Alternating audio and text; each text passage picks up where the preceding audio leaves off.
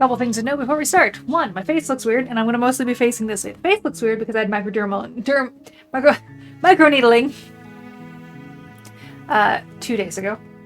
And I want to face this way because this is actually playing on my computer, and my TV is here, but the camera is here, and I really don't want to move shit around because I'm probably going to go back to the TV soon enough, and if I don't, then I'll move it, but I don't want to have to reset all the area. And that's a wire you're seeing right there that I should drop. Also, snail blanket. Because I am a girl who loves snails and is cold. Yes. I should have used the restroom first, but I can play for a little bit. I shouldn't. I can see we have a problem right now in my background. It's decided it wants to look at something else than what it should be looking at. There we go. We're in!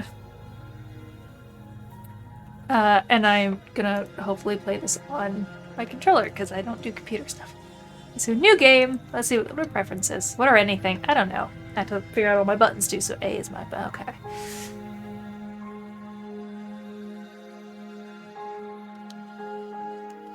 I think I'll just not touch anything, just for safety.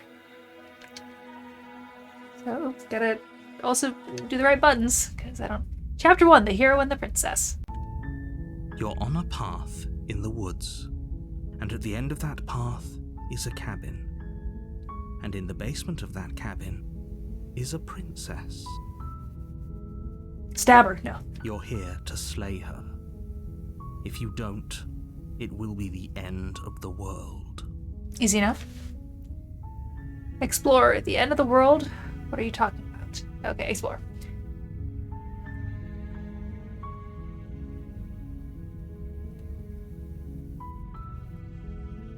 Can't someone else do it? Can't even see that. Oh, there we go. Regardless, I'm not doing. Have you considered that maybe I'm okay with the world ending? Do I get some sort of reward for doing this? Oh, okay. Thanks for telling me what to do. Sweet, I've always wanted to off a monarch. Viva la revolution. Let's just silently continue to the cabin. You make your way up the short path to the cabin. You'll find the princess within. Okay. A warning before you go any further.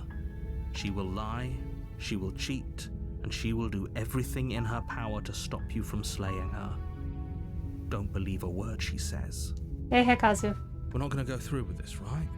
She's a princess. We're supposed to save princesses, not slay them.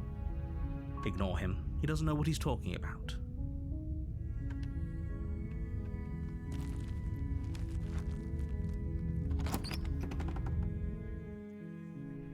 The interior of the cabin is almost entirely bare.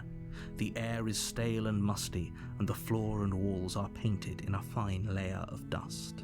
The only furniture of note is a plain wooden table.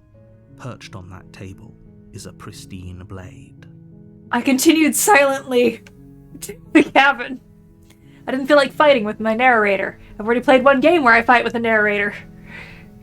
The blade is your implement. You'll need it if you want to do this right.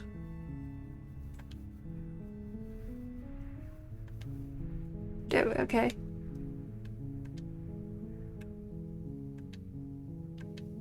Okay.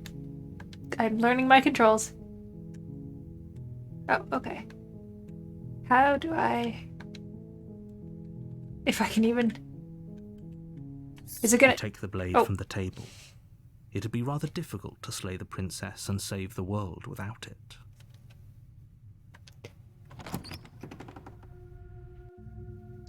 The door to the basement creaks open, revealing a staircase faintly illuminated by an unseen light in the room below. This is an oppressive place. The air feels heavy and damp, a hint of rot filtering from the ancient wood. If the princess really lives here, slaying her is probably doing her a favor. Sorry, what? I don't even know what I said. What? Her voice carries up the stairs. Who's there? Oh, that's a horrible voice for this. But okay. She sounds dangerous. It's almost as if she's the one in charge down Oh, here. could I even do with this? and not with the keyboard. Don't let it fool you. It's all part And of the answer is yes. manipulation.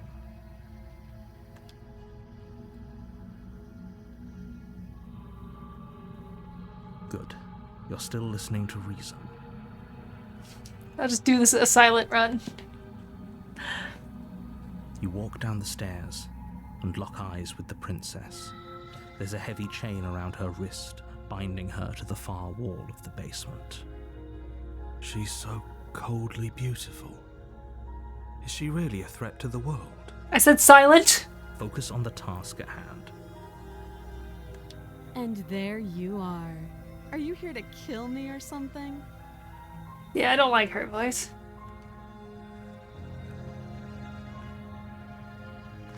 You step forward, your grip on the blade tightening as you steel your resolve. I'm just gonna do the first one just in silence. Be like, let's do this. Oh? No talking then? Fine. What even makes you think you can kill me? I hate her voice so much. I'm probably chained up in this basement for a reason, right? And if that knife is the only weapon you have, you'll have to get close enough to use it. Tie it to a stick. So, you should just drop it. Best not to risk finding out what I can do. She's unarmed. If you hesitate now, it'll be too late. End this.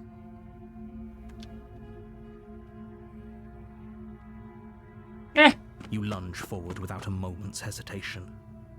You feel flesh easily give way and look down to see your blade already sinking deep into her heart. Oh. This is it, isn't it? I'm almost embarrassed. I should have seen that coming. But I have to wonder, do you actually believe this was enough to kill me? It's like she's convinced she can't die.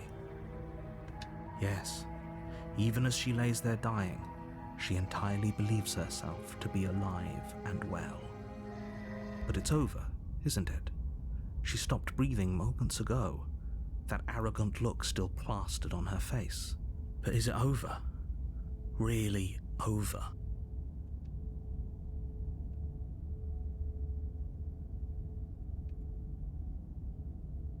It's over.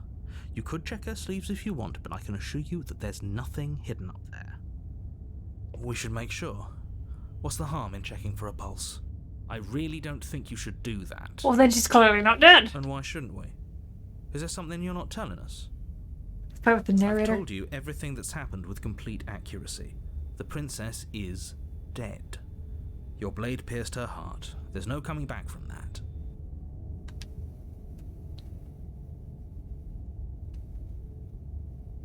Yes, exactly. It's over. With your work done, you make your way back up the stairs, closing the door to the basement behind you. Why do I feel like we've done something terrible? You did kill someone. Greater good or not, something would be very wrong with you if you didn't feel at least a little bad. But it was for the greater good. One of these days that will sink in and help ease your guilty conscience. But that day isn't today. Let's just get out of here. You open the cabin door, ready to return to a world saved from certain doom. Only, a world saved from certain doom isn't what you find. Instead, what you find is nothing at all. Where a lush forest stood mere minutes ago, the only thing in front of you now is the vast emptiness of some place far away. Looks like hair. What happened? Everyone is fine. It's just that you and the cabin are now far away from them. Don't worry. You'll be safe here. This is good. Everyone is happy. You'll be happy. I'm so glad you're keeping an open mind. Oh, okay. This is what's best for everyone.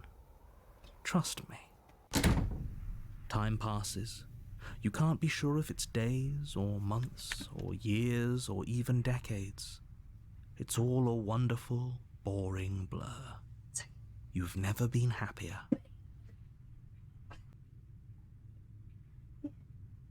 Ow, that hurt. Okay, Snaily Blinky. Keep me warm, that is your job.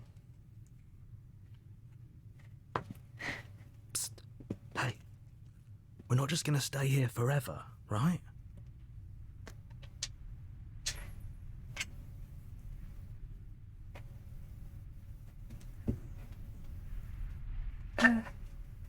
Of course we are. I do, but you're probably not going to like it. The blade. We can use the blade to get out of this. I can hear everything you say, little voice. There's only one thing it would want you to use that blade on, and I'm afraid that thing is you, dear hero.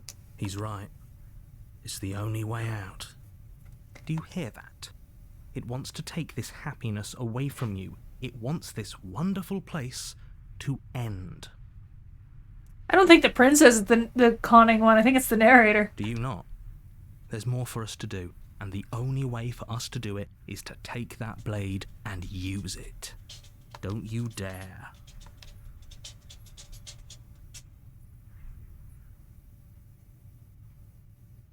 How astute. You are absolutely correct.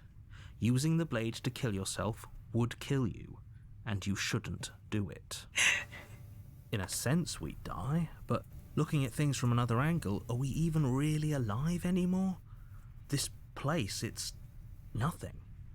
It's absolutely nothing. It's just the same thing, constantly, forever. I know this is out there, but trust me, I know using the blade will work.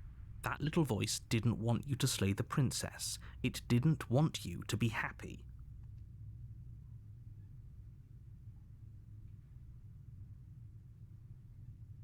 If we die, you can yell at me all you want.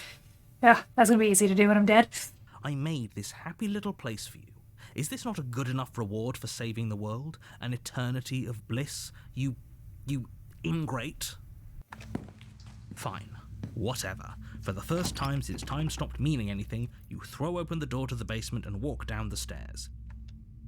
The princess's body is dust and bones, though the blade you used to slay her is still as pristine as the day you first held it. You pick up the blade, you stab yourself, and you die. Nice nails. The end. Nice knowing you.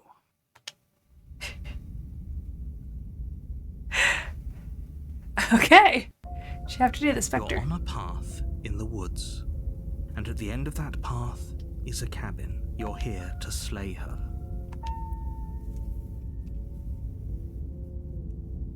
A terrible sense of déjà vu. No, you don't have that. This is the first time either of us have been here. Yeah, it's the narrator. He's the tricky bastard. If he doesn't remember what happened, then maybe it's best to keep it that way. That's fine. It wasn't very hard to kill her last time. We'll just do it again. Well, if for whatever reason you're going to insist that this has happened before, at least your heart's in the right place.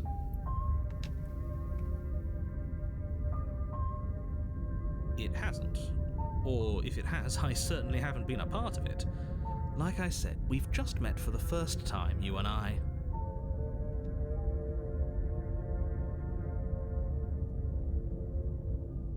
Those are two very different questions, but fine, I'll indulge you if that's what it takes to get you moving. Voice of the Cold. Let's say for a moment that this really is the second time you've met me, or at least a version of me. If you're back here, I'm assuming you died, which probably only happened because you didn't listen to me. Oh, we listened to you plenty. We slew the princess just like you asked us to, and then you locked us away in an empty void for eternity. So we slew ourselves too. Well, if you killed yourself, then you weren't listening to me, because I would never want you to do that. Believe it or not, I care about you. And I believe your other question was something along the lines of, oh, what's the point of doing anything? If you're asking that, it sounds to me like you're making the rather dangerous assumption that your actions last time around didn't have any consequences. What do you mean? Of course there weren't any consequences. We slew the princess, the world outside the cabin disappeared, we died, and now everyone's right back where they started. That sounds pretty consequence-free to me. Yes, but in this purely hypothetical scenario, that begs the question of how you got back here. Did time simply rewind itself, or were you instead transported to a different world entirely? Had you failed to slay the princess, what would have happened to everyone in the place you left? It doesn't matter because we didn't fail to slay her. And if she's really back, which I doubt, it'll be just as easy to do it again. But after that nasty trick you pulled on us, maybe she's not the only one around here in need of slaying. Just stay focused, will you? No.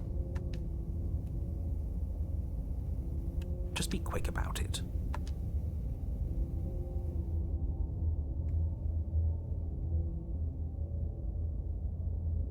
Last time around I stabbed her, she died. She just can. You'll have to trust that what I'm saying is true. Uh-huh.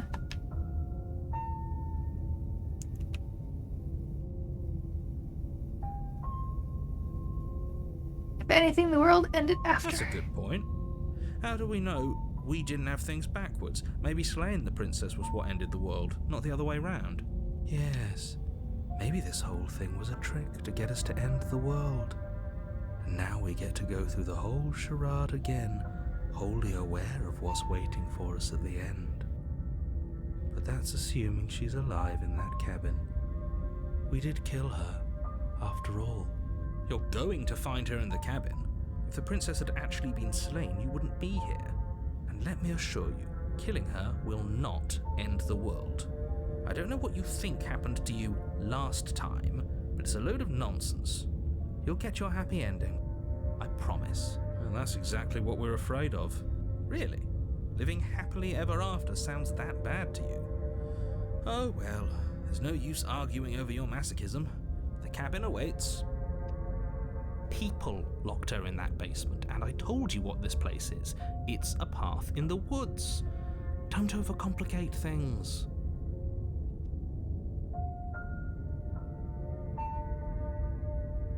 Look, I'm not supposed to say this, but it's because you're special. You're the only person capable of doing this.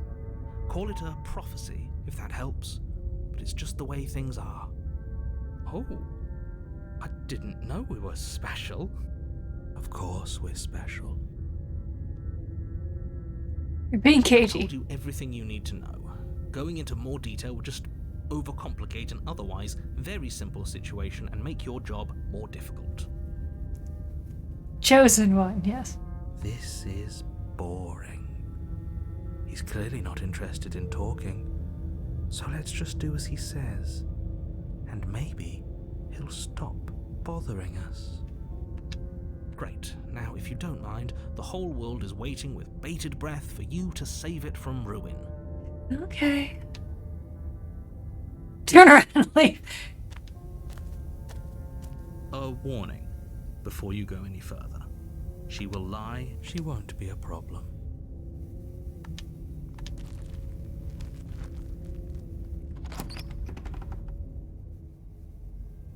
The interior of the cabin is cold, a soft odor It's of changed. dirt permeating the air. Cobwebs flutter in the corners. You can hear wind whistling outside, banging the shutters against the windows. The only furniture of note is an elegant antique table with a pristine blade perched on the edge. The blade is your implement. You'll need it if you want to do this right. It feels like no one's been here for a long, long time. I don't remember the mirror, but maybe I wasn't paying attention because I was trying to fuck with my controller. Like I've been saying, she's dead. We killed her already.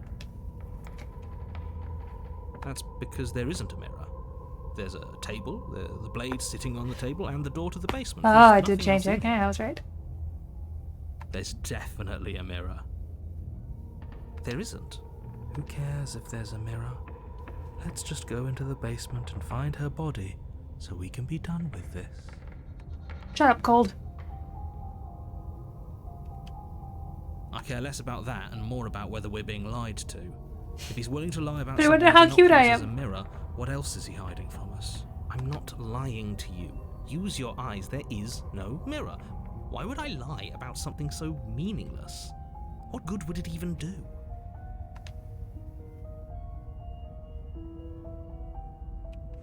You walk up to the wall next to the basement door. It's a wall. There isn't much to see here. This really isn't funny.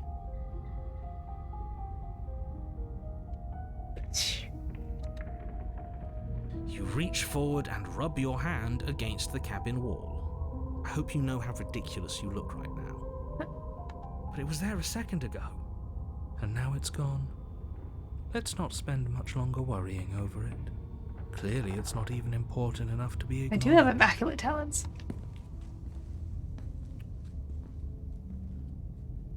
Very different. Maybe that's because you haven't actually been here. I hope this means you'll finally drop that ridiculous second life proposition. You haven't died. You certainly haven't already slain the princess. So focus up.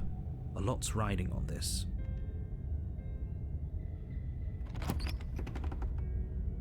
Fuck the blade. The door to the basement groans open, revealing the room below is silent. Nobody's here. Naturally. As much as I appreciate the optimism, you shouldn't be so sure. I guess we'll just have to go down and see.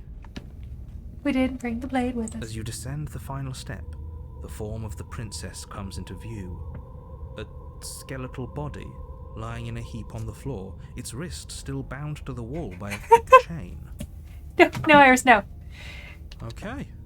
She's definitely dead. It's just like I told you. Before you have a chance to finish your thought, the top of a head appears from underneath the floor. Two deep-set eyes stare up at you, followed by a mischievous, skeletal grin. And finally, the rest of the body floats up to join the head. Wait, this isn't right. What's going on here? Ghost! Oh. Wow.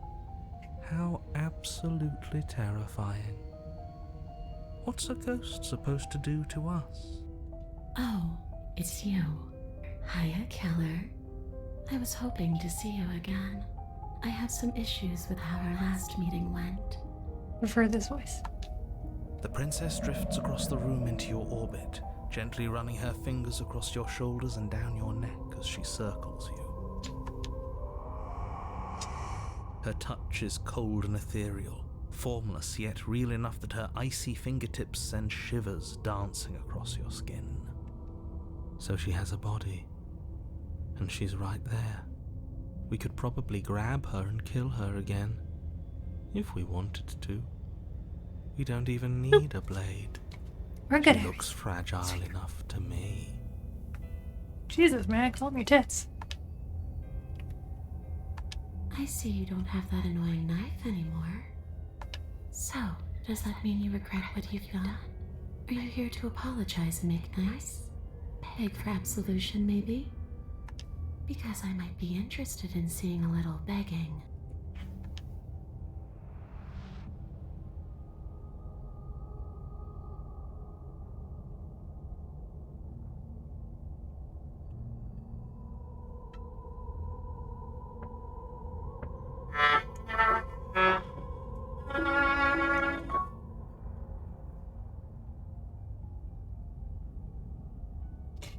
And I get calls from people I don't care about. I don't know who they are, I guess.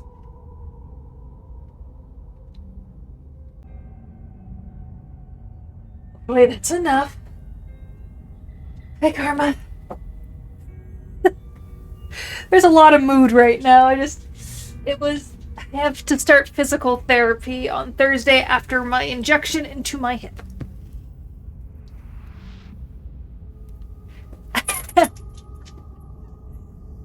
I'm sorry I killed you last time. I shouldn't have done that. Too little, too late. But you can still make things right. Can I, ma'am? She's not in a position to bargain with us. You don't have to do anything you don't want to. We don't have to do anything, but maybe we should. We did kill her. Wouldn't it be the moral thing to help her now that we have another chance? When a hero slays a monster, does he apologize? Sometimes, yes, actually. No. So don't try to make things right. She was going to end the world. You didn't do anything wrong, aside from apparently killing yourself, and that doesn't have much to do with her. Oh, so you're admitting it now?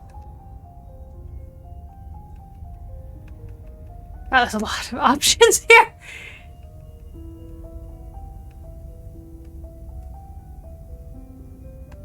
And what? You just believed that? You killed me without giving it any thought? That's cold. That's rich coming from her. Every time she touches us, it's like we freeze over. She's right, though, but that's neither here nor there. What's done is done. What we do from this point forward is all that matters. Let's try not to let emotion get the better of it.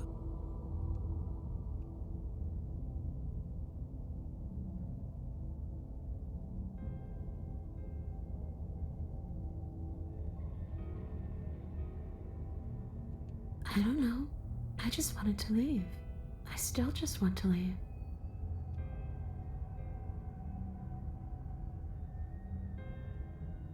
The only thing I've ever wanted was to leave this place.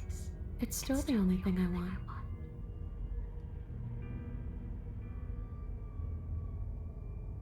Even if you don't want to end it, does letting you out of this here mean the world is going to end? It does. We're not asking you. We've heard your whole speech already. I really don't know. I'm not lying to you. I promise. The world doesn't matter. All I remember is that I'm supposed to be there, not here. I'm just supposed to be a part of it. It's home, I think. But what does it mean for anything to end? I ended, but I also didn't. I'm not Which so is sure concerning. endings are real.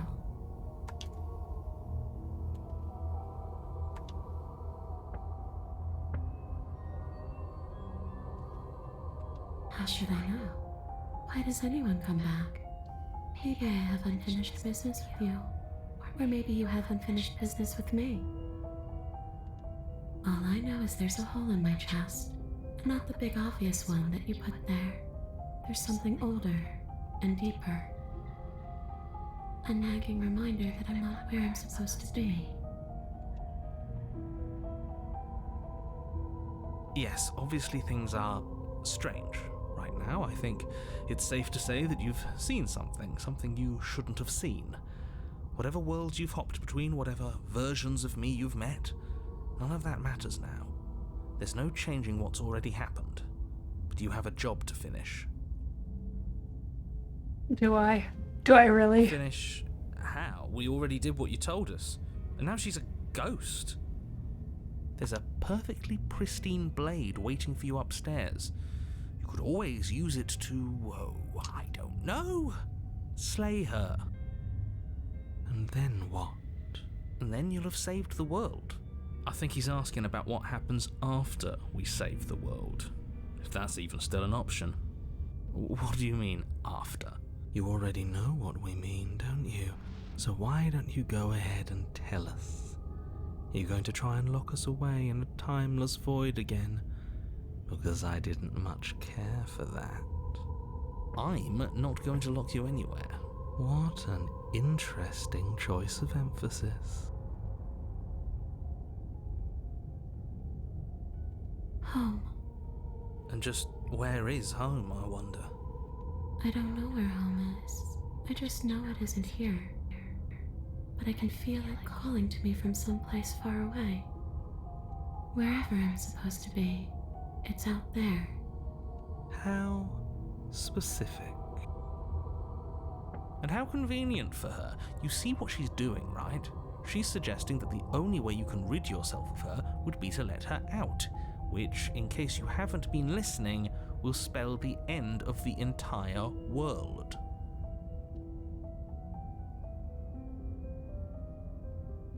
No, those bones are just a body. They aren't me. Bury them, smash them. It won't do a thing. But you can help me. This place won't let me leave. At least, not alone. I've tried. Before you came back to me, I explored every inch of this place, even the spaces between the walls. But I never found a way out. I always wound up right back here. Maybe we should just leave. If she can't get out on her own, then why do we have to do anything? We could probably walk out right now and everything will be fine. Hasn't got out and can't get out are two very different things. It'd be dull anyway. It's more interesting if we make a choice. But you can come and go as you please, can't you?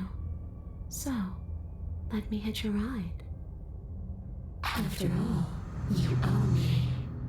Absolutely not. Is she asking if she can possess us? She is. And I hope I don't need to explain why you can't let that happen. It would be catastrophic if she managed to escape this place. And if you let her in, there is very little anyone could do to stop her. Would she be able to see us if we went along with it? Now, isn't that an interesting thought? We could finally bring her face to face with him. I wonder what she would have to say to the one who wants her dead so badly. You won't like how things play out if you go down this path. Then I won't hitch a ride. I'm sure you'd like to know. It's a shame I won't tell you. But it'll be easier for both of us if you just let me in. And doesn't it sound nice? Maybe for her, but it's crowded enough in here as is. You won't have to feel guilty anymore. If you even do feel guilt. It could be the best way to trap her for good. Doesn't seem like it would be very easy to end the world from inside someone else's body. That is a very dangerous train of thought.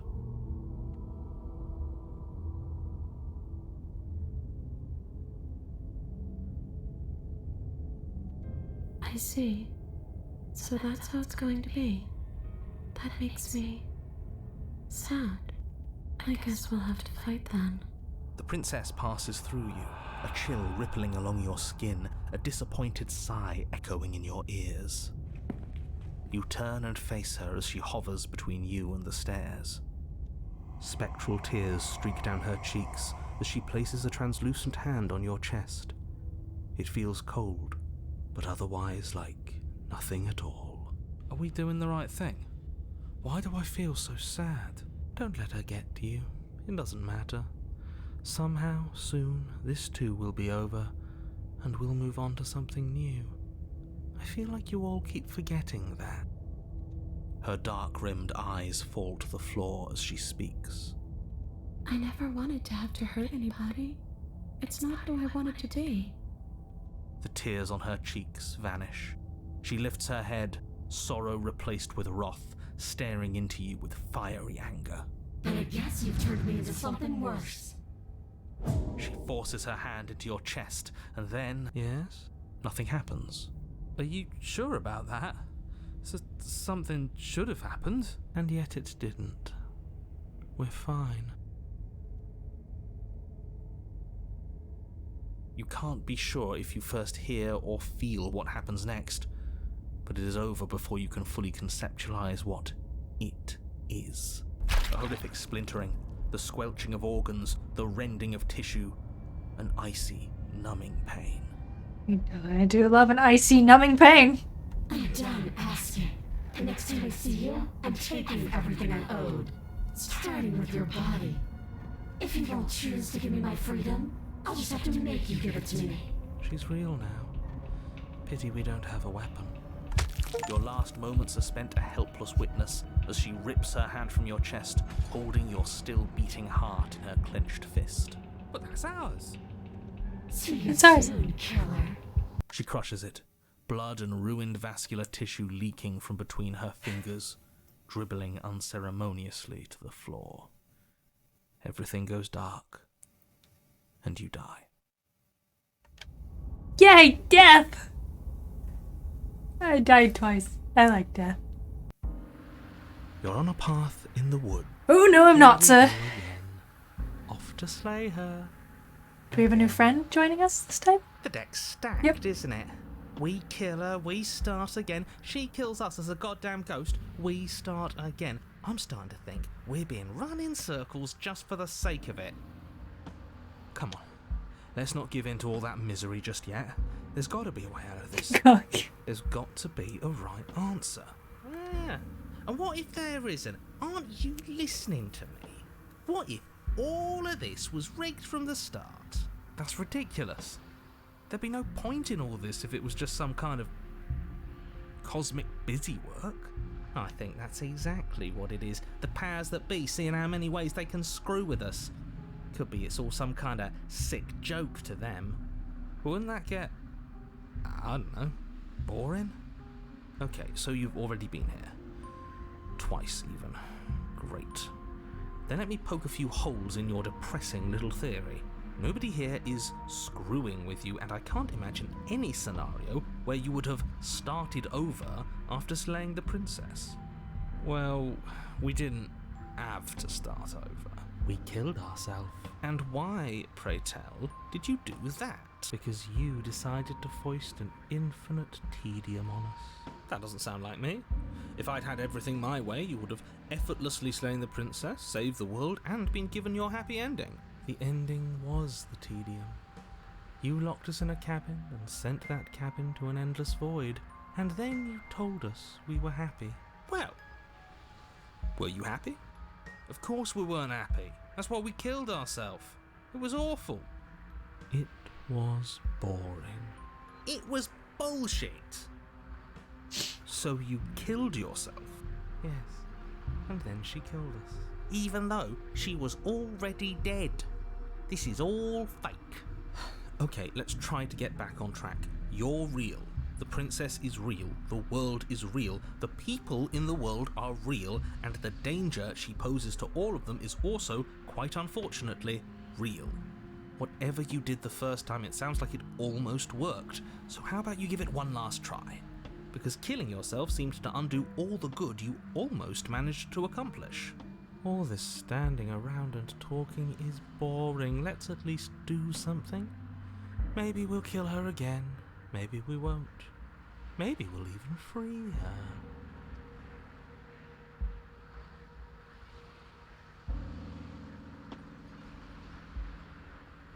If I had to make a wager, I'd say yes and no. That's a hedge, not a wager. I haven't met you, but you've clearly met me. It sounds to me like you're hopping between parallel realities, in which case the me you just met here is the same collection of experiences as the me you met at all of those other beginnings, but their continuity breaks the moment you say or do anything, in effect making them all separate. So, yes, I'm the same me, but ever since the moment we started talking, I'm different.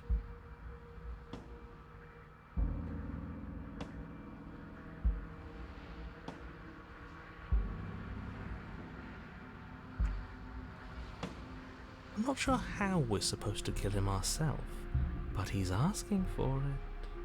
Maybe there's some way she can take care of him for us. They've clearly all been through some harrowing experiences.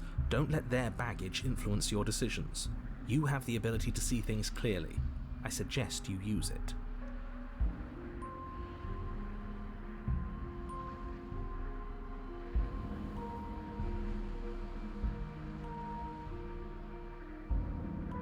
You're making a dizzying amount of assumptions. Your perceived reality looping twice before does not mean it will continue to do so forever. Those little voices have already drawn attention to the fact that even the path is different. The world itself is at a tipping point. Know that there is always a choice. Even if you were stuck in an infinite loop, there's no reason to assume that the mere nature of the infinite would force you to make any specific choice.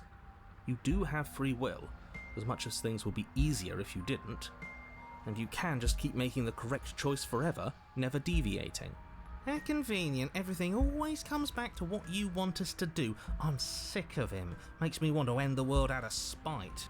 On second thought, let's not kill him.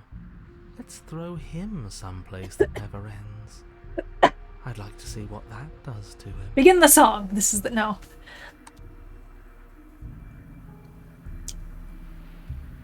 I'm begging you, don't do this. You're going to damn everything to oblivion. You have to do something. You can't just walk away.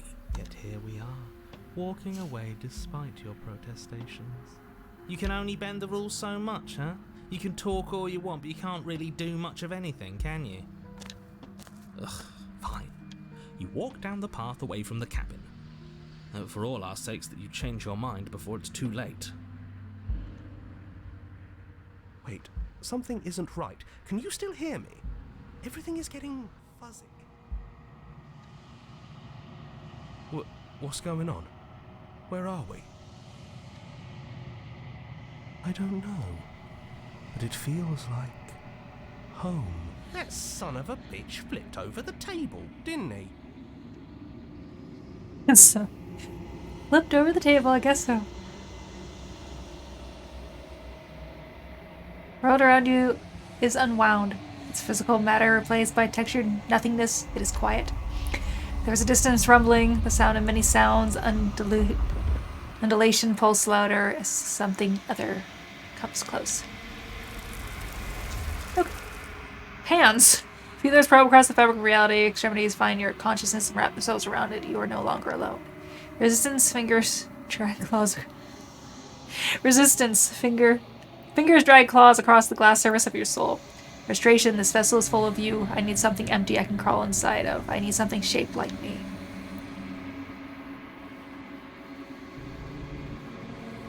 I embrace it. Urgency, you have a story you need to finish. It is the only way for us to escape this place. Force pushing against your will. No, you cannot go back. Not there. Regret, this world is broken beyond where we must weave something new. A wagging finger. There's only so much thread in this place. Do not waste it. I am your only salvation. You're on a path in the woods. Aha. And at the end of that path is a cat. You're here.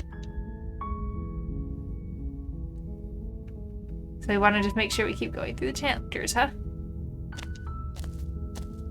You make your war. She will not ignore. The interior of the cabin is all the blade is your. You take the door. Wait, I'll repeat. Don't be a stranger. It's been so long since I've had any visitors. You walked. She's focus on the task. And there you are. Are you here to kill me or something? You step forward. Oh?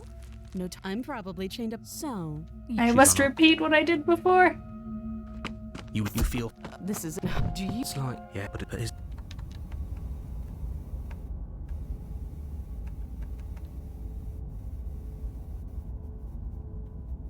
It's over. We should make sure.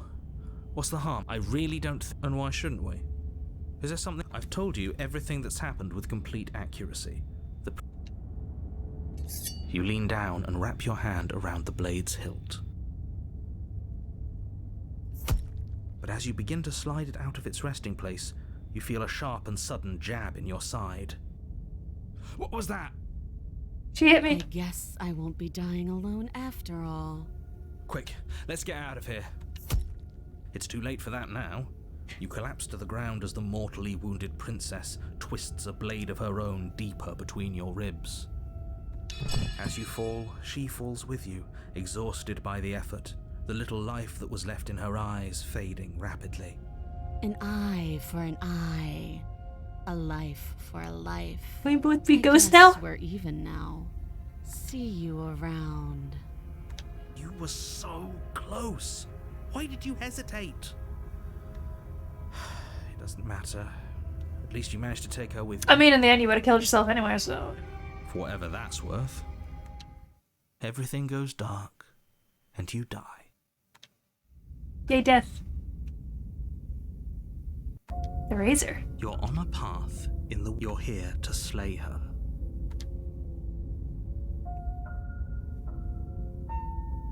Okay, no. Don't you start grandstanding about morals. The fate of the world is at risk right now, and the life of a mere princess shouldn't stop you from saving us all. If he doesn't remember what happened, then maybe it's best to keep it that way. This whole thing's a crock of shit. She's just going to pull a knife out of nowhere and stab us again. Stabbed to death? Well, you won't have to worry about that. The princess is unarmed. Yeah, that's exactly what you told us last time. You said this whole thing would be easy, but after we sank our blade into her heart, she just got up and started stabbing us. Calm down. I assure you she has no weapons, so there's no reason to fear her. You were made for this. It's Marmoron. You'll do.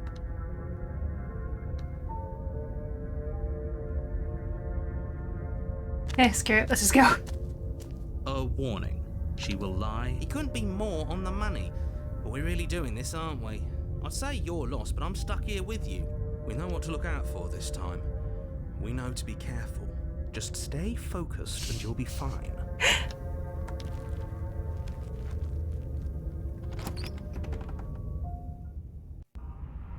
The interior of the cabin is a jagged mess of warped wood and broken boards, their splintered edges as uninviting as shattered glass. The only furniture of note is a pointed table with a pristine blade perched on its edge. The blade is your implement. You'll need it if you want to do this right.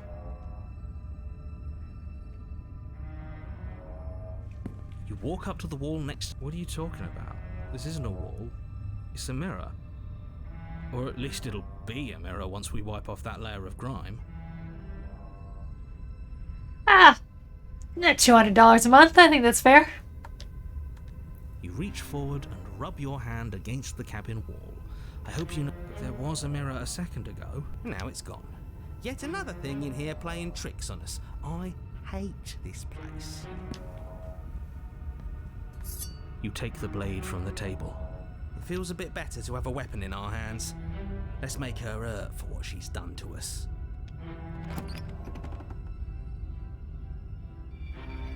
The door to the basement creaks open, revealing what must once have been stairs. The fractured slats look as if they've been torn from their source and violently jammed into the wall. The air seeping up from below has an almost metallic quality to it, like the smell of fresh blood. And you can hear what sounds like the rhythmic scraping of metal coming from down below. If the princess lives here, slaying her would probably be doing her a favor. That's right, scraping. I told you she has something, I told you. That sound could be anything. It's probably just her chains dragging across the floor. I am begging you to get out of your head. Her grating voice carries up the stairs. I hope you've come to rescue me. I've been stuck down here forever. There is something so wrong with that voice. But it's not just me. Yeah, she thinks she's better than us, like she doesn't even have to put on an act this time. As you descend the final step, the form of the princess comes into view, her sharp eyes following you from across the room. I wonder if she remembers us. Finally, somebody! Quick, get me out of these chains. We're not safe here. Come on now, we're not falling for that, are we? She's trying to trick us, but she can't hide that threatening edge to her voice. She just wants us to get close, to let our guard down. If she sounds threatening, it's because her mask is already slipping. She knows why you're here. You are armed, after all. What are you waiting for? You are here to rescue me, right?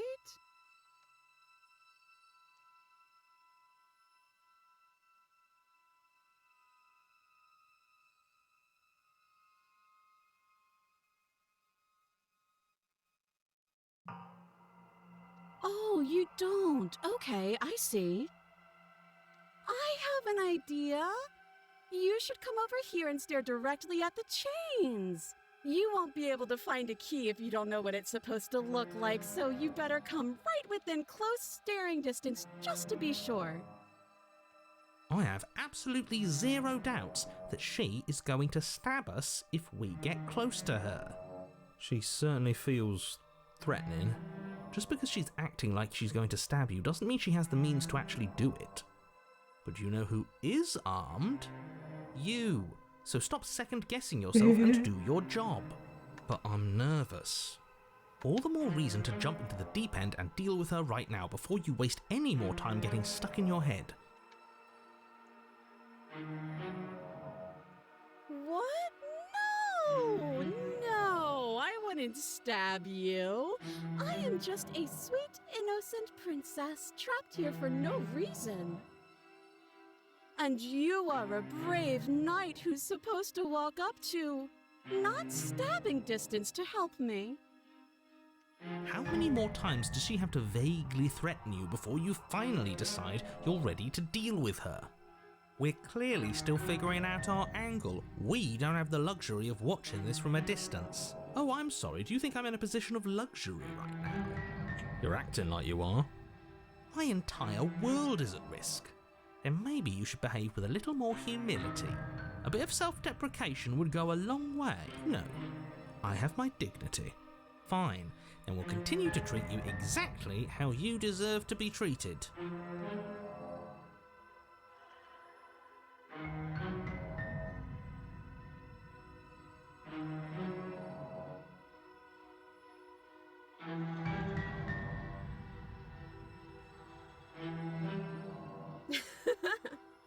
That doesn't sound like me. Last time? What are you talking about? Ugh, it's like the two of you are working together on this. Aren't you listening to her? She's obviously lying through her teeth. I'm terrible at spotting lies, and even I can tell something's up here.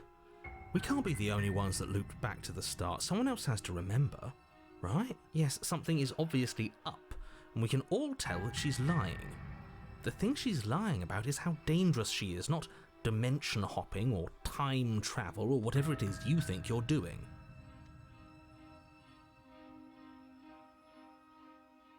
A knife? What are you talking about? I don't have a knife. Where would I keep a knife? Ma'am? Ma'am. A lot of places. And why would I stab you to death? I don't know you. You haven't given me a reason to stab you to death. It would be so silly of me to cut you open and look at your insides. Okay, I could have sworn we didn't mention stabbing anyone to death. Sounds like she's really out for blood. Fortunately for you, she isn't armed. I think I've said my piece at this point. I think we all have. But if you want to keep exhausting your questions, it beats getting stabbed to death. It would be so much easier to prove that I do have a sharp object. I could just show it to you, but I don't have one, so I can't. The princess smiles as she pulls her hands from behind her back. But look at this! Hands! Hands that don't have anything in them to stab you with! Her smile stretches into an even wider grin as she shakes her sleeves. And empty sleeves, too! Look at how few stabbing implements I have. It's practically zero. Practically.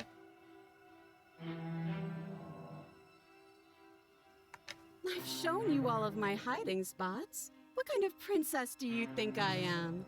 I would never hide something sharp somewhere secret. Ma'am, you got a lot of dress and a belt on. Wait, that sounds like I'm lying, but I'm actually not. My secret zones are for me, only they have nothing to do with you or my intention to not stab you to death the second you get close to me. Her smile drops for a moment, her expression sharp and flat. I assure you, there's nothing hidden there. I'm inclined to believe her on that one. She seems serious. Of course, but that doesn't mean that she doesn't have something hidden somewhere. We know for a fact she's armed.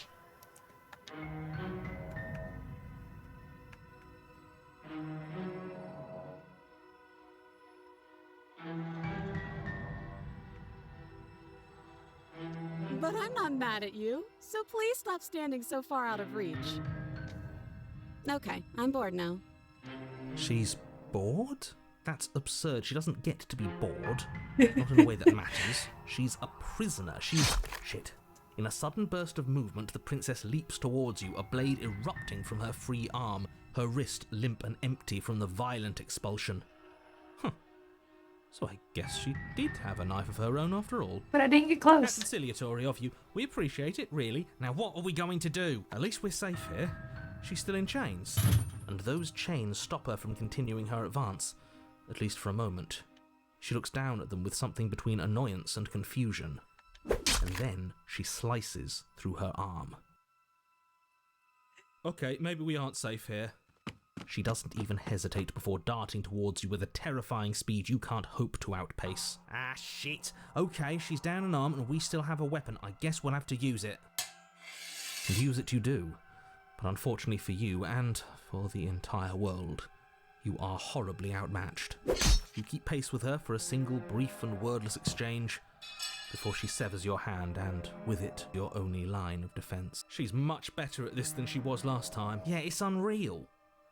Bloody cheater. I'm going to kill you now. With a squelch, she does just that. Everything goes dark, and you die.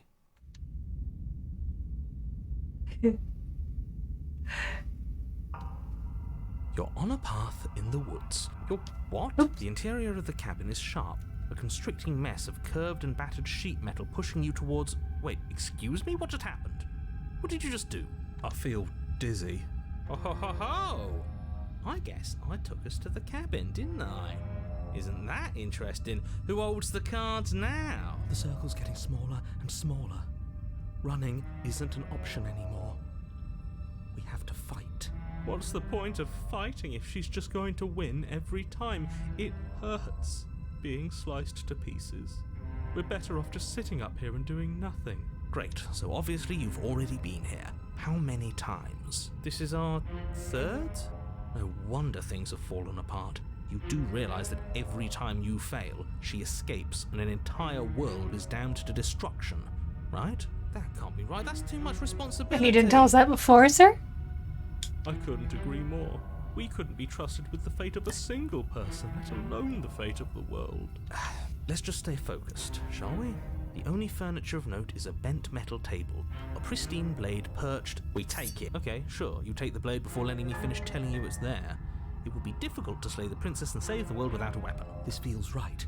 We just have to keep our senses sharp. That's right. We've got to be able to win eventually. And what if we never do? So, are you just going to stand there, or are you going to head to the basement like you're supposed to? I'd love to get started just as much as you would, but how are we supposed to get down there? You walk through the door. You do know what doors are, right? But there isn't a door, it's just that mirror again. There isn't a mirror. You really messed things up, didn't you? It's like you can't even see reality anymore. I can feel the air coming up from behind it, stinking of iron and steel. He might be right. Could be a trick. If our other senses can't feel it, then we can't trust it. You make your way to the door at the end of the room, stopping just in front of it. You really must think you're looking at a mirror. Well, it doesn't exist.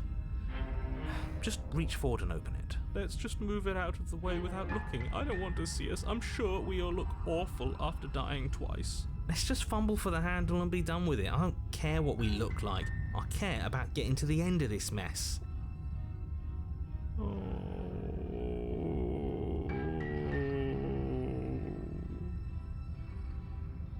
You reach forward and place your hand on the door to the basement. It creaks open. And the mirror's gone. How surprising. It was never there. Just an illusion. Guess it's time for us to see her again. Just stay focused and you'll be fine.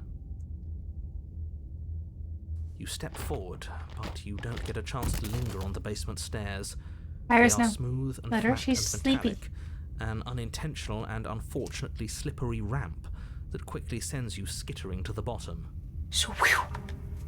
Your body tumbles onto the basement floor and the form of the princess comes into view, standing at a distance. She gives you a wry smile. Hi, it looks like you don't have a way out, so I'm not going to play dumb anymore.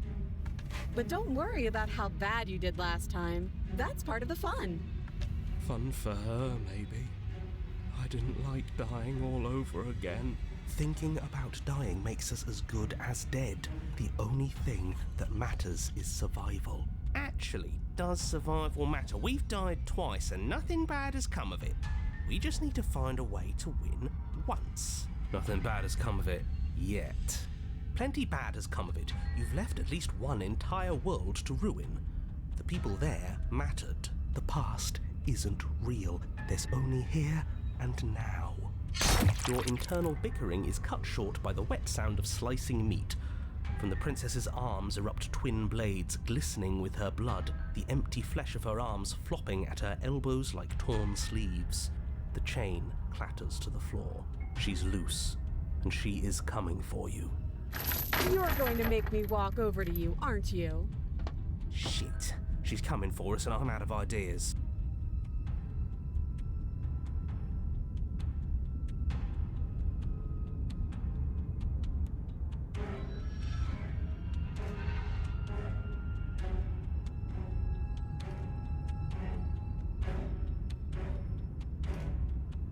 Yeah, that's right, we just have to think. There's probably an answer if we think. Just standing there, huh? A bold strategy. You don't have time to finish your thought. In a moment, she's across the room, blades flashing in the dim starlight. She skewers you. Yeah. Ow. What a surprise. Yeah. We don't even get a second to think without her stabbing us. Oh, a new one of us. I thought that only happens when we die. Did we die? You're on a... No, you're in a... Where the hell are you? I think we're dead. And that's all we'll ever be. Dead, dead, dead, dead, dead. So very dead. Stop saying dead, all of you. We might have died a second ago, but right now we're extremely not dead. This is all horribly wrong. How many times have you been here? This is 4. No wonder everything's such a mess. This wasn't supposed to go past 1. I wonder what you're going to do next. You're so full of ideas, and I love that. But I guess we don't have time to talk about things before the princess advances. Okay, whatever we do gets us another us. Let's see how many we can stack. There's got to be a point where it makes us better than her, as long as we keep moving. Oh, great. So it's going to get even more crowded. Even more deluded voices that think we might stand any kind of chance. Come on, show me something new. Okay, plan now.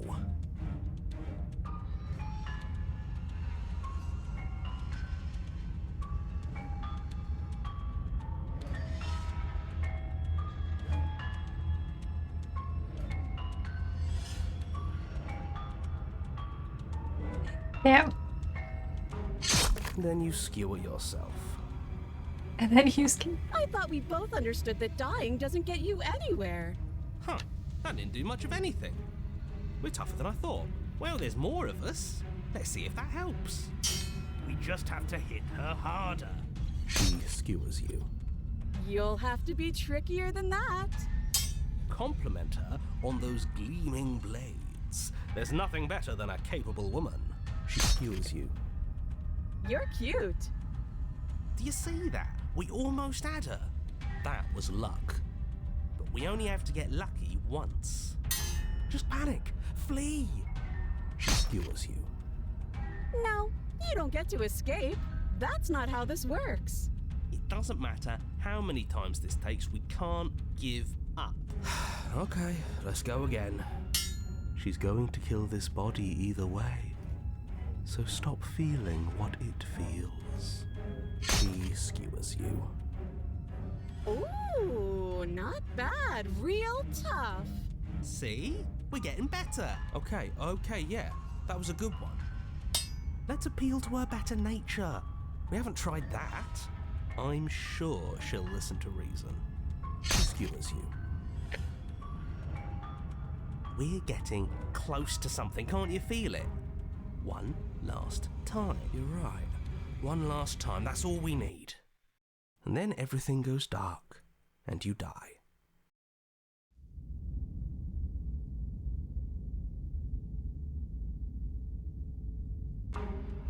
Your Honor, don't lose your head. We're in a cabin, and we'll take it from here. Everything feels like it finally fits, doesn't it?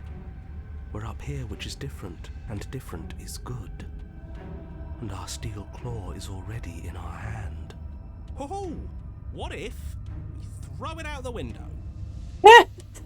No, Iris, no. No. Over my dead body. That won't be very hard. We've died a lot. But I can't say I mind anymore. Besides, what better way to die so very many times than at the sharp hands of a beautiful woman? I'm sure I can think of a better way to die. Yeah, they're all the same, really. How about we stop thinking about horrible ways to die?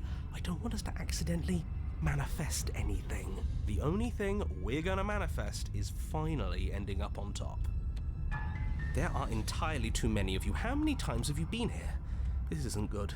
This is... How about you stick to describing things, and we'll stick to doing them.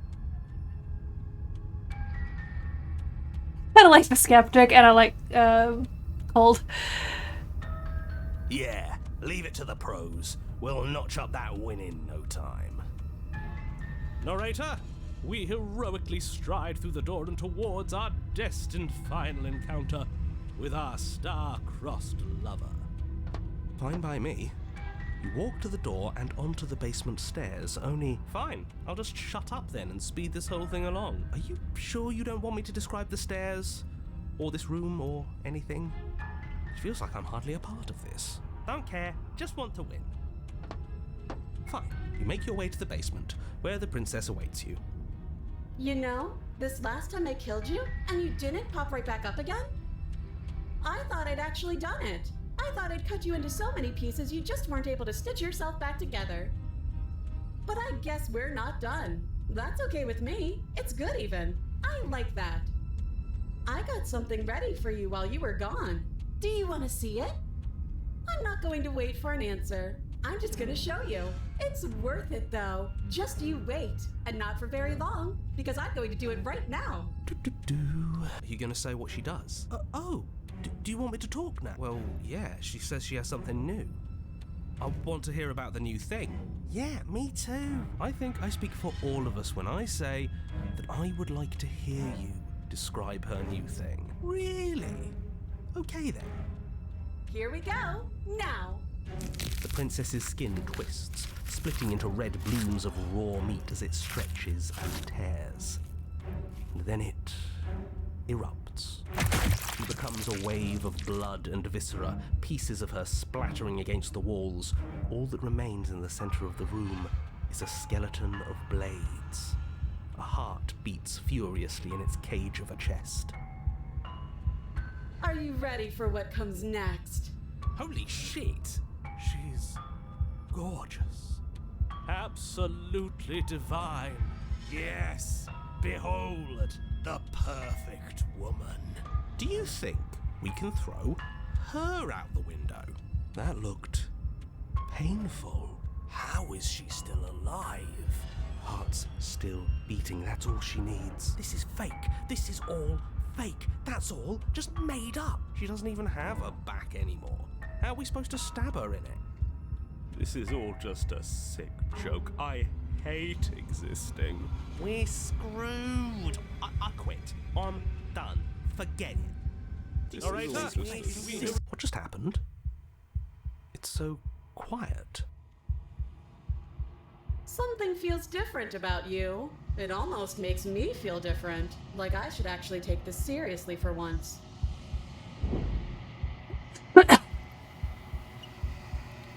Through that, you do not, and yet through that in action, your body moves on its own. The princess strikes as you approach, but as her blow finishes its arc, you're already somewhere else. I hate this font. You're incredible. Your weapons clash again and again, and you and her entering a rhythm free of thought and free of self. There is only the dance, the ebb and flow, the shifting of the tides back and forth between you. The deeper you fall into your play, the faster your hearts pound, the faster the momentum volleys between you. An endlessly building crescendo and then an opening. Your blade strikes free of volition and hers strikes too. Both strikes are lethal, neither of you will survive, but neither of you fear what's to come. This is a good ending.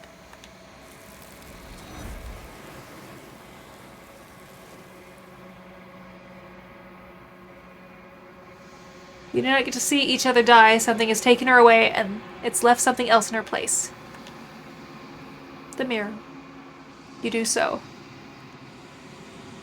Silence as you reach towards the glass. It's time for you to see what's in it. It's you. You are alone in a place that is empty. It is quiet here. Proceed to the cabin. You are at the cabin. You recognize the presence inhabiting the shell. It is the entity that dwells in the space between. Something returns to the long quiet. It has surrendered its path of annihilation and brings me the gift of a fragile vessel.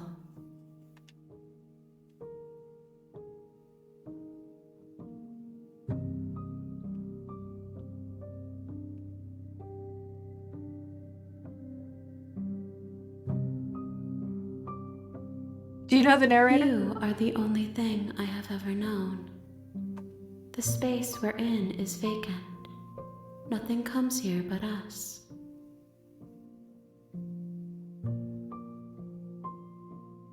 You didn't know that?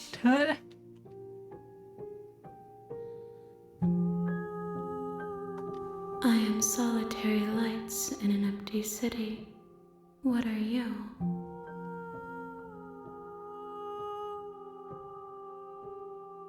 I think that you are like me.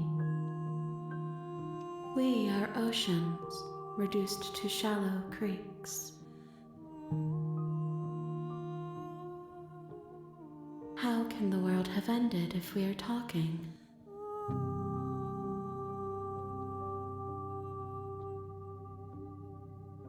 I have only just now stirred to consciousness. I could not have trapped you here, and I too yearn to be free. Huh.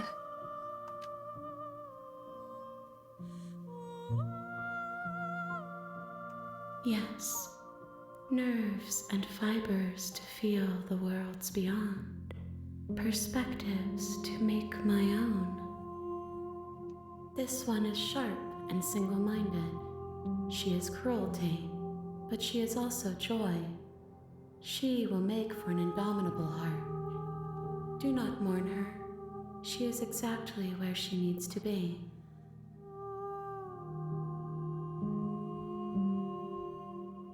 Vague recollections, empty tunnels without a mouth. I am sorry if I frightened you.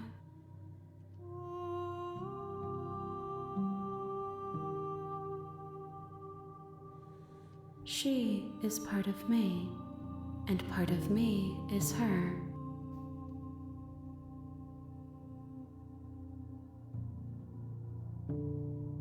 You speak in circles. Does it matter where one thing begins and another ends? A little bit, yeah.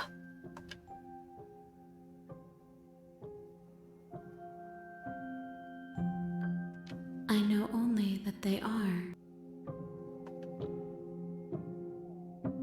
Nothing as we are, but I know that there are worlds beyond us, and that we are meant to reach them. There is no exit, but this vessel is a creature of perception. She can make you forget, if only you believe her to be able to. Bring me more perspectives, so that I may be whole, and perhaps then we will know our freedom.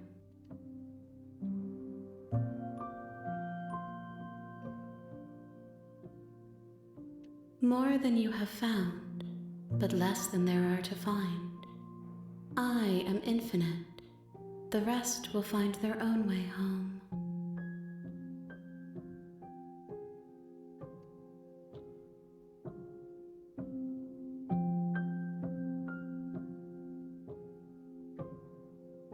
You ask of things that cannot be done. To destroy is merely to reshape, to remold. How can I know? I am flickers in something sprawling and unilluminated.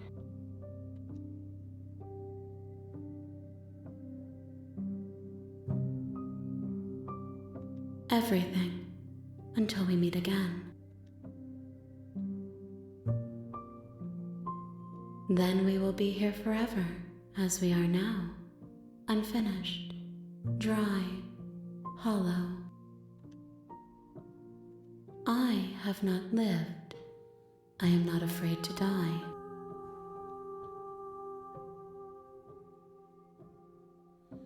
She asks that I tell you to remember her. You won't.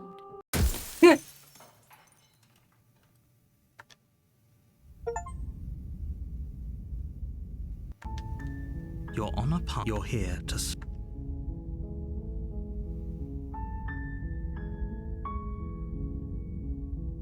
Is it worth doing another round? You make a war. She will... We're not going to ignore him. He doesn't know. The interior of the cabin is almost entire. The blade is your...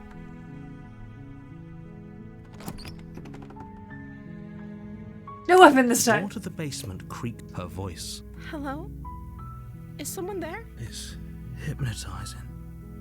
It's the kind of voice you only have to hear once to remember it for the rest of your life. Don't let it fool you. It's all part of...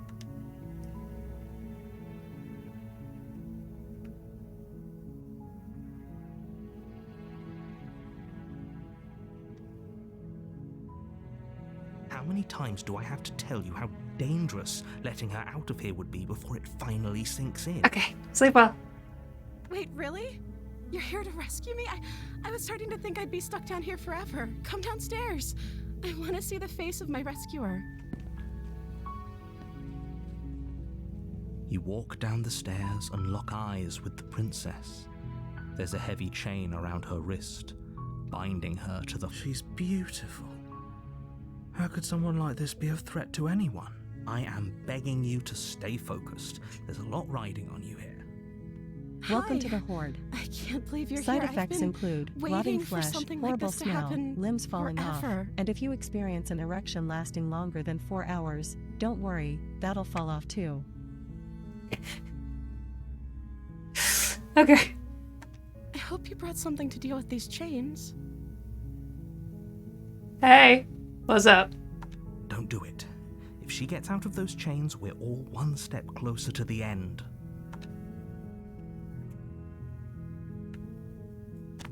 Better kill me. You're only making this more difficult. Thank you. Thank you. You're making a huge mistake. I probably am. No, you're doing the right thing. You walk up to the chains binding the princess to the wall and give them a tug. They're large and heavy, far too solid for you to even imagine trying to break them apart. I'm guessing you don't have the key?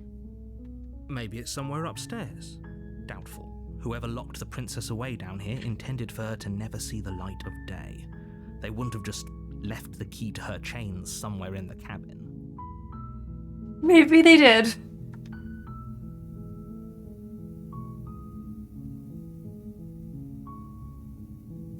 Okay. I'll be here. Good luck. You attempt to make your way out of the basement, but the door at the top of the stairs slams shut.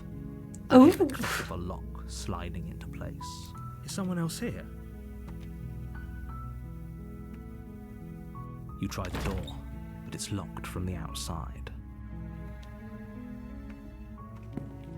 You make your way to the bottom of the stairs. This would have been so much easier if you'd just taken the blade like you were supposed to. Easier for whom? Easier for everyone. Look at the mess you're in. I heard the door slam. They locked you down here too, didn't they? There's a slight panic rising in the princess's voice.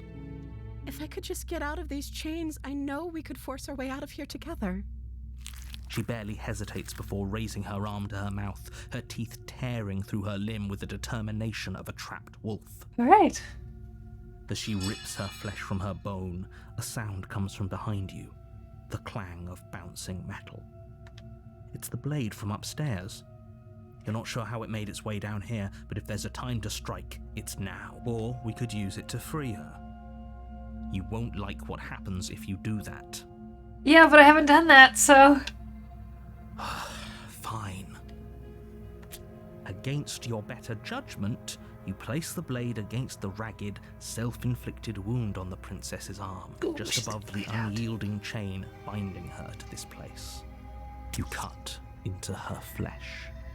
The blade is sharp, and it takes little effort to crack through the bone of her arm. Oh, okay. Her limb falls to the ground, and the heavy chains follow suit. She didn't so much as utter a sound through the whole ordeal. No, she didn't.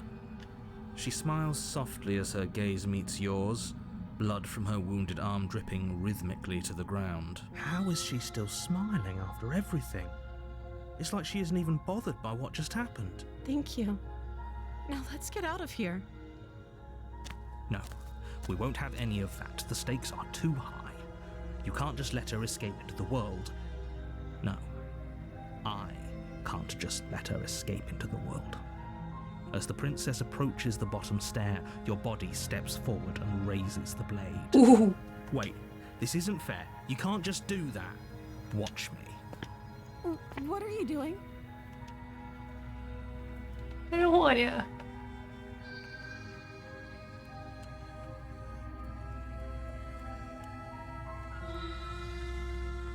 Stop that. Something's come over you, hasn't it? You know you don't have to do this, right?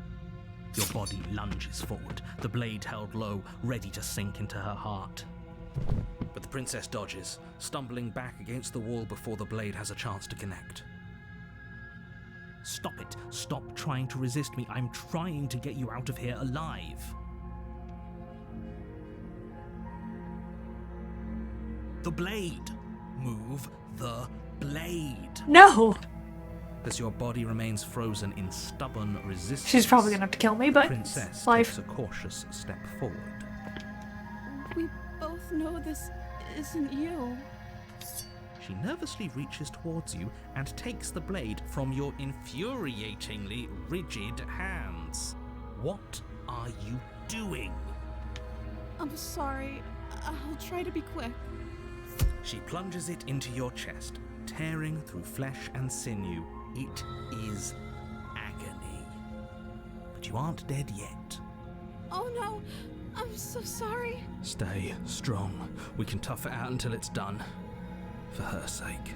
Oh dear. For her sake? Don't you start pretending that dying a painful death is some sort of heroic gesture. The two of you have literally doomed everyone. Whatever. She sinks the blade into your chest again and again and again, and you feel every inch of burning pain that slices its way into your body. I'm sorry. She doesn't know how to use a knife, does she?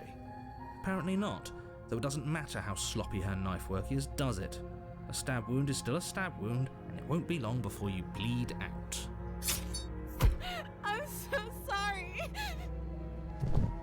With one last thrust of the knife, your legs give out beneath you. You collapse to the floor, your blood pooling around you, your limbs unresponsive. The princess stares down at your ruined chest as tears carve rivulets of pink down her blood-spattered cheeks. It can't just end like this, right? Oh, that's rich coming from you. As much as I'd prefer for things to have gone differently, I can't deny the reality of what's happened. The two of you made your choice. It's over. Everything goes dark, and you die.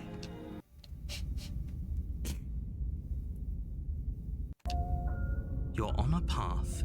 You're here to slay her.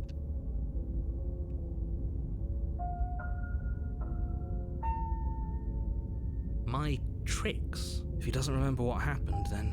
Yes, he didn't approve of us last time, did he? If we're going to save our beloved, we'll have to be sneaky. Ah, the smitten is here. Our beloved? Yes, you'll have to be very sneaky about your intentions if you're going to try and save the princess. Ah, so all of the cards are on the table. Then you should know that we and the princess are in love, and the four of us will be foiling any and all assassination attempts you've got in the works. We'll see about that. Whatever you do, just be sure to ignore him specifically. Sounds like he's the sort who'd sacrifice the whole world for a peck on the cheek. What can I say? A world without love is a world that isn't worth saving.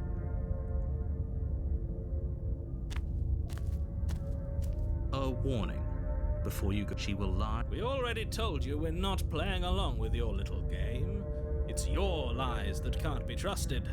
Her beauty is the only thing in the world we can believe in.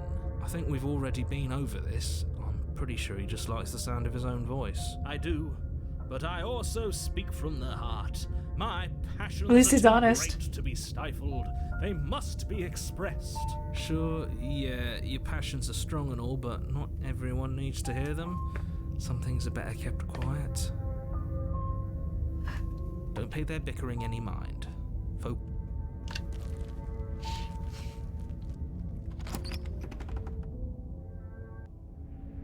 The interior of the cabin is clean and elegant, its stone walls draped in fine-threaded tapestries, a prison befitting a royal prisoner. The only furniture of note is an ornate wooden table with the blade is your...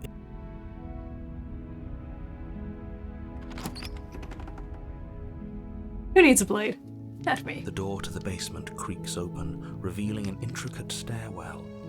Gold-trimmed carpet glimmers in the light of the torches positioned along the walls. The basement almost seems welcoming in the dim firelight. But it's still a stone basement. If the princess lives here, slaying her is probably doing her a favor. A soft voice carries up the stairs. Hello? Is someone there? Her voice. It's somehow even more beautiful than last time. I can hear wedding bells already. I've held my tongue till now, but you're taking this a little too far. We barely even know the princess. We can still do right by her without all this over-the-top fawning. Yes, for everyone's sake, you're not in love. Just remember that her charms are all part of the manipulation.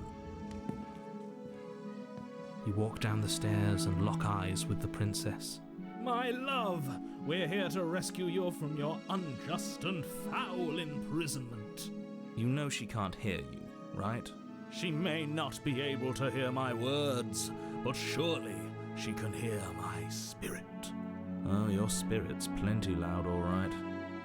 It's you, my dashing hero. I was so worried you wouldn't come back. Did you hear that? She said we're dashing.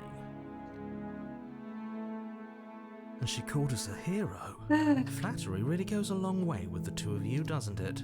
Waiting for you to come back. I didn't want to believe your ravings back in the woods, but this is next to incontrovertible evidence. You've been here before. That's right, villain, and you killed us. Well, she killed us. Only because he made us try and kill her. It was self-defense. Our beloved's hands remain unstained by cruelty. And you've died before. So an entire world has been damned to oblivion. I'd really hoped I'd be the first, but what's done is done. What matters, we damned a whole world. But everything reset. Nothing resets, you're just somewhere else. You can't keep hopping between worlds forever. Especially not without leaving a trail of incomprehensible devastation behind you. This is horrible. Horrible for you, maybe, but we've been given another opportunity to sweep her off her feet and treat her like the lady she is. Yes. Now, hold on. If she actually ended a world, are you sure we want to do this? Are you sure we want to rescue her? We never saw a world end. And now I'm even more certain that we must chase our heroic and romantic destiny than I've ever been. I shan't let anyone convince us otherwise. Are you listening to him? He's lost it. Don't let him distract you. Just do your job.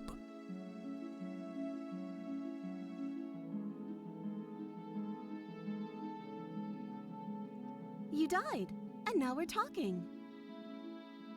Okay. If another version of me was pushed to such drastic action, it was for good reason. That's okay. You were just doing your best, and that's all that matters. She took that in stride. To a surprising extent. An almost unsettling extent, actually. That's because she's perfect. Do you think she has someone like him telling her what to do? She doesn't. There's no one else like me. I think he's right, because I like it better if she doesn't have some horrid little voice like him, always trying to drive her to violence.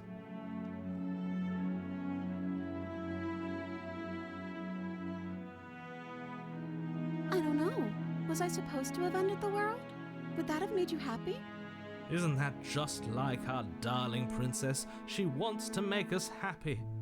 My heart melts further with every word that passes through her beautiful lips. Are you listening to her? That's a confession.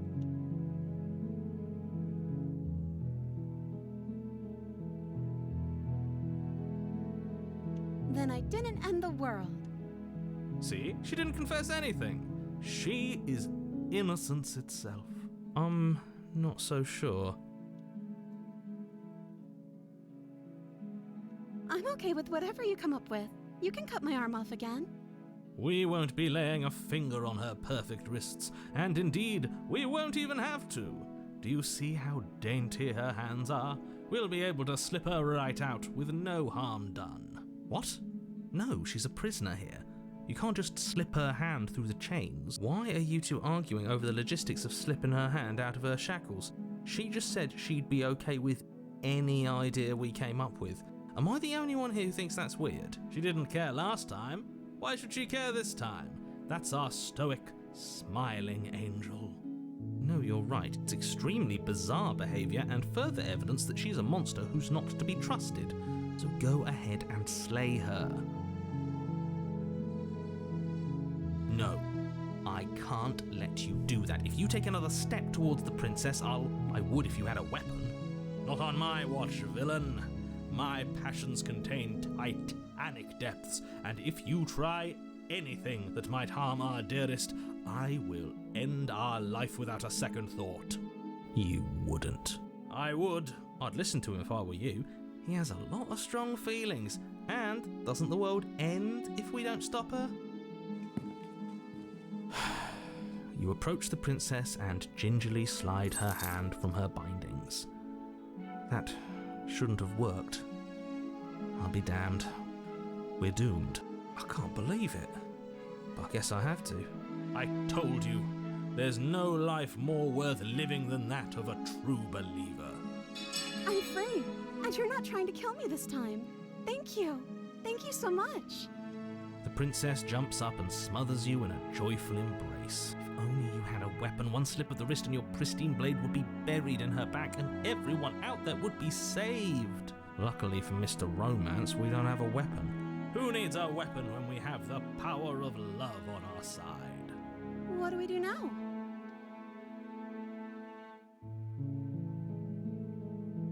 That sounds perfect.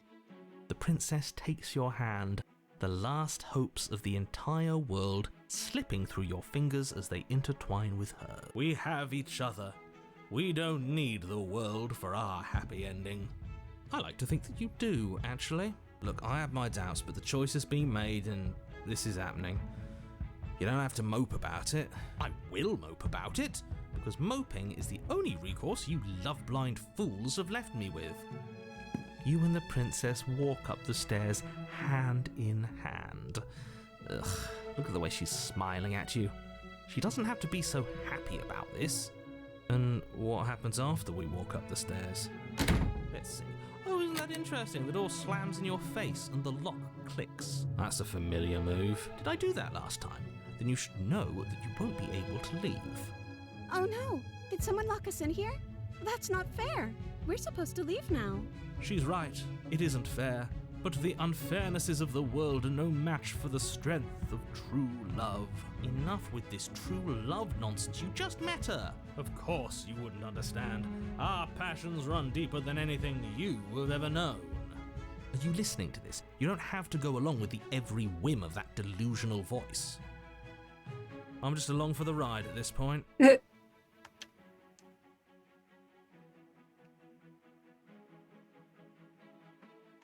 Okay, yeah, let's do it. Like a pair of teenagers in love, you and the princess place your hands on the door together. Blech.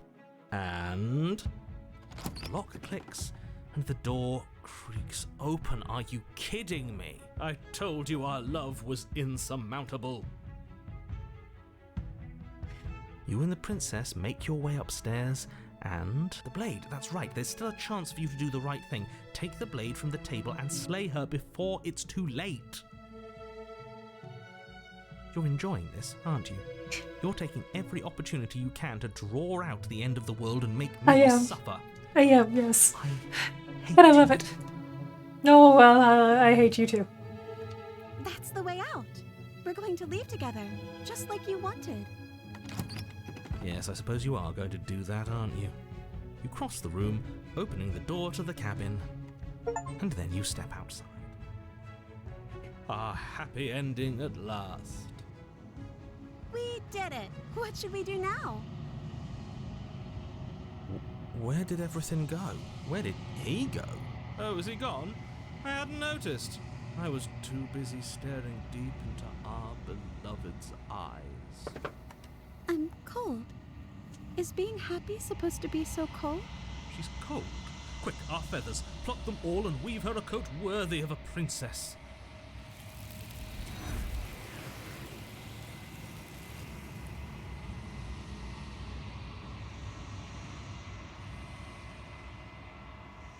You don't get a chance to make that jacket, nor will you ever. It's time for you to leave. Memory returns.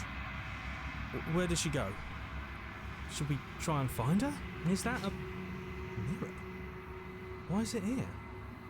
Why now?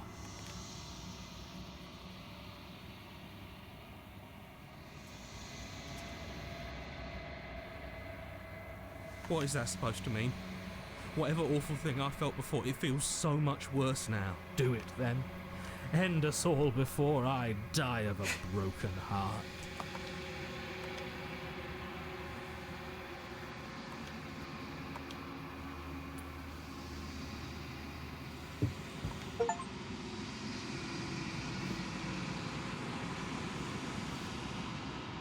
You've grown.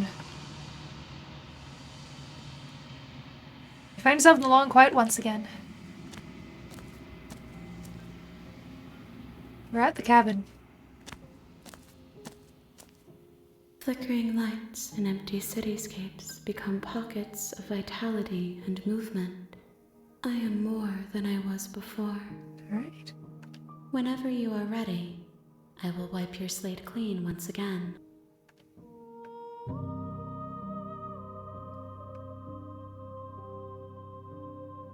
With every gift you bring me, I excavate the alleys of what I am meant to be, and every exploration yields new and complicated truths. What I will be is different than what I am, and what I am is different from what I was. I cannot tell you what desires I will hold when I have changed. But in this moment, all I want is to know myself and to know you. There'll be some frame dropping, apparently. Such is life.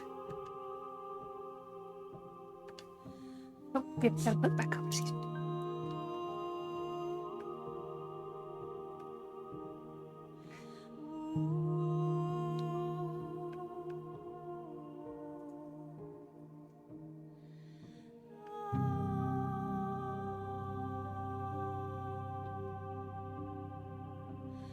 Why wouldn't I be kind to you?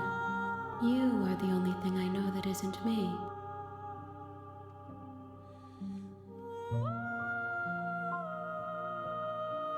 This one is soft and delicate. You molded her to love you, and she'll make for a gentle heart. Do not mourn her. She has served her purpose.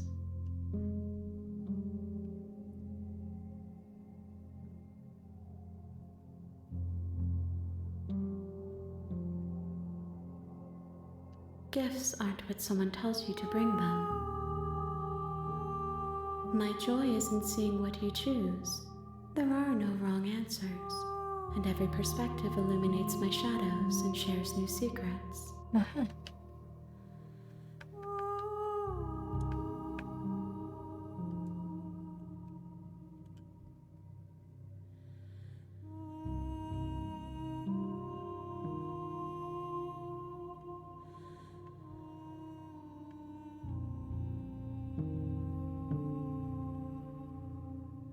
I will long for your return, but it will give me time to reflect on what I am. We will meet again. Bye. You're here. Yes, I know. Thank you. I'm always here.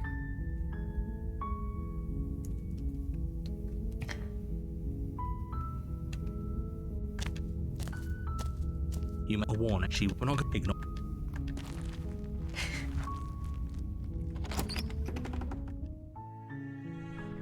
The blade. The door. Who's there? She said, "Don't let." Good. You walk down the street. Focus on the tongue. And there you are. Are you here to kill me or something?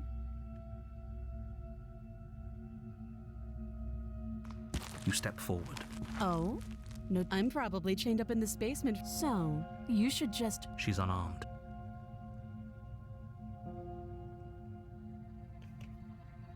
Then I'm not talking to you. Doubt, unfortunately, clouds your thoughts as you attempt to run her through.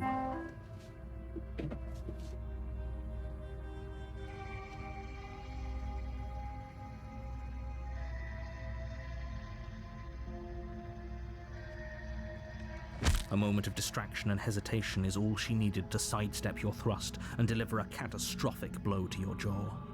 It feels like you've been hit with a sledgehammer. You can feel bone grinding on bone where your jaw has been fractured. Holy shit, that hurt! Though she's unarmed, the shock of that first strike is enough to stagger you, putting you and the princess on somewhat equal footing. Your blade slashes through the air again and again, and her fists connect with your body as many times or more, each impact as heavy as that first bone-crushing hit. We can still turn this around. You and the princess stare at each other, both gasping for breath, equally exhausted. You probably won't make it out of here alive, but you can at least make sure that she won't make it out of here either. Excuse me? Do you think this is what I wanted to happen? I have a duty to state the facts of the situation, and honestly, it's a miracle anyone is still standing right now. Can you not feel all those ruptured organs bouncing around in there?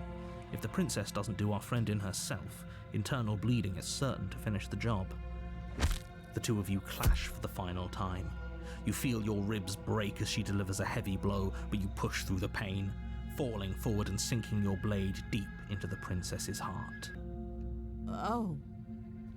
The two of you fall to the floor. This was fun.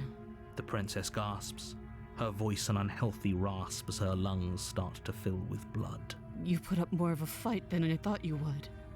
But I have to wonder, do you really think this is the end? But you don't have time to worry over such things. Everything goes dark, and you die. You're on a path. You're here to...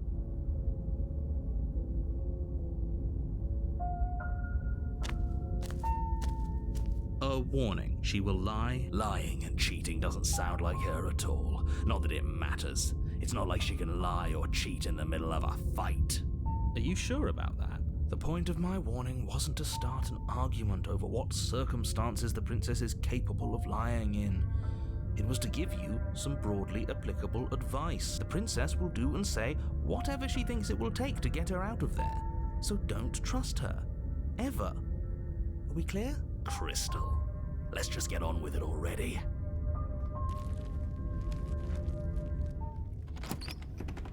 The cabin is tighter than its exterior would suggest. Its cold stone walls press in on you, as if trying to forcefully direct you towards your destination. The blade is... You take the...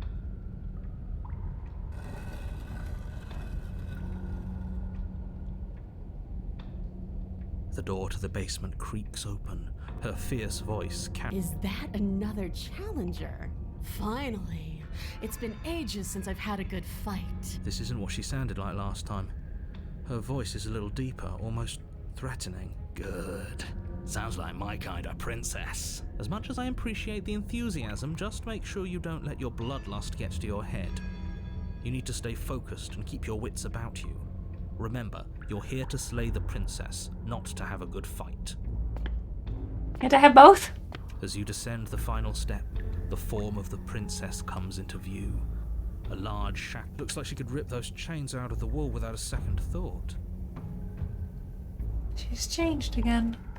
Oh, it's you again. I'd been hoping you'd find your way back here. Good to see that death doesn't stick for either of us. And you brought your little knife, too. Yes! I'm going to have fun breaking you into little pieces.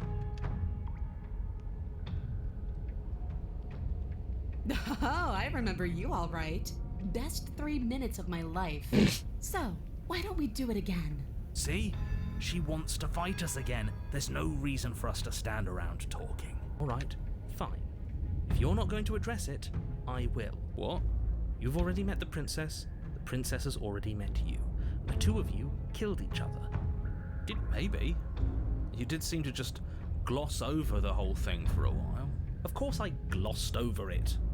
When a colleague says something insane, glossing over it is one of the best ways to stay focused and keep moving forward. But enough is enough. You don't know that whatever brought the two of you back to life isn't a fluke. And beyond that, do you know who doesn't remember anything that happened last time? Me. I don't remember. Are you okay? Of course I'm not okay. As far as we're all concerned, the fate of my world is still very much on the line. Not all of us have the luxury of jumping over to a parallel universe the second we die.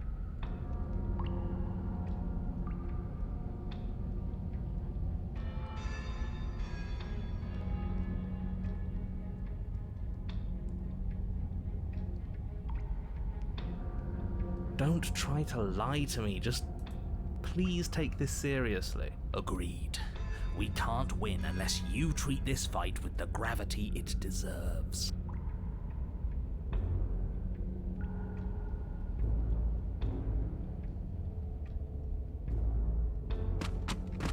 Finally ready to complete your destined task, you launch off the wet stone floor of the basement and catapult yourself headlong towards the princess. Here we go.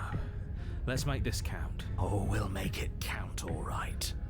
As you bridge the gap, your blade slashes across the princess's chest, splitting skin and drawing a jagged line of bright red blood. But she's unfazed by your onslaught. Her expression barely changes as her fist collides with your ribs, cracking them like twigs and driving you right back down to the basement floor. You can hear her chains snap as you struggle to recover from the impact. She almost looks disappointed in us. Why is she disappointed in us? Oh, you don't actually get it, do you? That knife may be sharp, but you clearly don't want to kill me. It's not fun if you hesitate. It's not fun if you try to trick me and make me bleed out.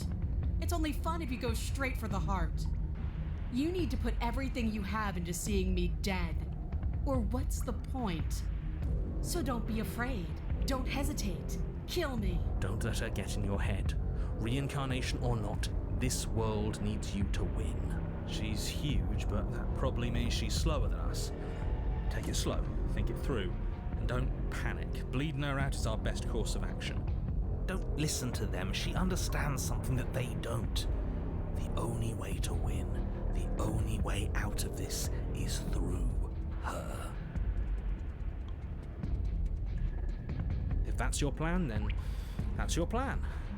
You push off the ground, ignoring the pain in your ribs as you charge at the princess. You can feel flesh give way before a sudden impact blunts your momentum, your weapon tightly lodged in the bone of her arm. She grins at you from behind her guard. Pull it out. We'll try a different angle. No, we can do this. Just keep pushing. We're not gonna win if our weapon's stuck in her arm. You pull back on the blade's hilt, doing your best to free it from its sinewed prison. But as you tug the blade free, the princess slams you down onto her knee. It collides with your ribs, and you feel them splinter, cracking like wet wood from the impact. You hit the floor, your ribs complaining painfully. But you can feel the hilt in your grip. You still have your weapon. You push yourself off the ground and attack the princess, trying to bait an opening. You do your best to outplay her, slashing out and leaving red cuts in the tattered remains of her white dress. But you have little room to maneuver. For every glancing blow you manage to land, she slams you against the wall in retaliation, each impact threatening to be the last. This weak little dance isn't working. Just toughen up and overpower her. She's throwing us around like a ragdoll. I think overpowering her is a little out of the question. Did you think you could stop me with a few cuts? All this dancing around is doing nothing but annoying me. I own this place, and I own you. The princess's arm shoots forward, her palm wrapping around your head, fingers gripping your skull. How disappointing. She squeezes, the pressure unbearable as her fingers dig into your scalp. The last thing you hear is the unsettling crack of your skull, and the sickening churn of what was your grey matter. Everything goes dark. You're on a path in the wood. If you weren't so damned afraid of what she'd do to you, we wouldn't have died back there. Fear is good. Fear keeps us alive. We died because you didn't have enough of it. So what? You'd have us cower in a corner? No, but that place suits her better than it suits us. She's big. We can't hope to find holes and openings down there. We need more room if we're going to survive. Are you suggesting luring her into the woods? Do you have any idea how dangerous that would be? If you lose sight of her, if she manages to slip away, that's it. Game over for everyone. Yourself. Are you not challenging us on all the looping? Have you known about it the whole time? Are you the same one we've been talking to since the beginning? Sorry to disappoint what I'm sure must feel like a grand revelation, but that's not what's going on here. We've never met. Then what is going on? What's going on is that you'd only be saying the things you've been saying if you'd already been here. And if you'd already seen things you weren't supposed to have seen. It doesn't matter. We could go in circles forever. I don't like staying still for too long. It's good to know that at least one of you is still capable of reason. We may have the same destination, but we're not the same. You are still an other, and I don't trust you. Well, fortunately, you have an entire trip through. There's nothing to reconsider. We're all for violence. Are we? I haven't signed off on anything. Violence is the answer here, but the method is equally important to the act. You can't let her leave the cabin. It's like I said, all just circles. Instinct tells me we need space.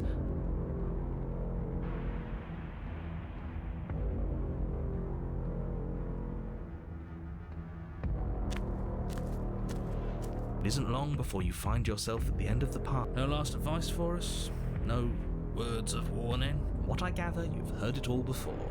I don't know. Screaming sounds pretty good right about now. I could use a little catharsis. Catharsis is for when we're finished.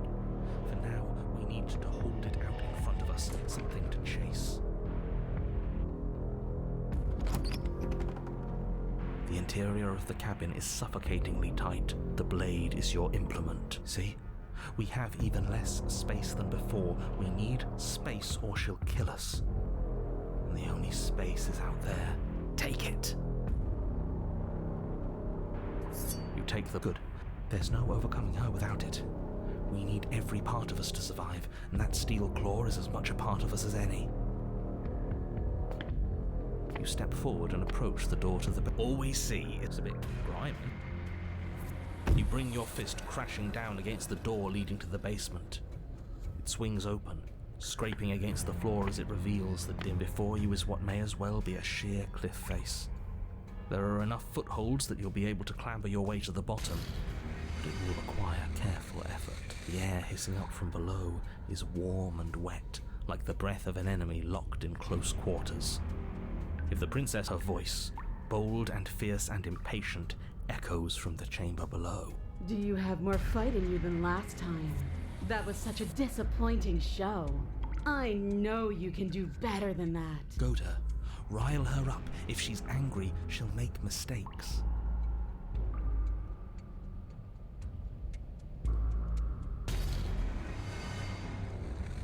But that wouldn't be fun.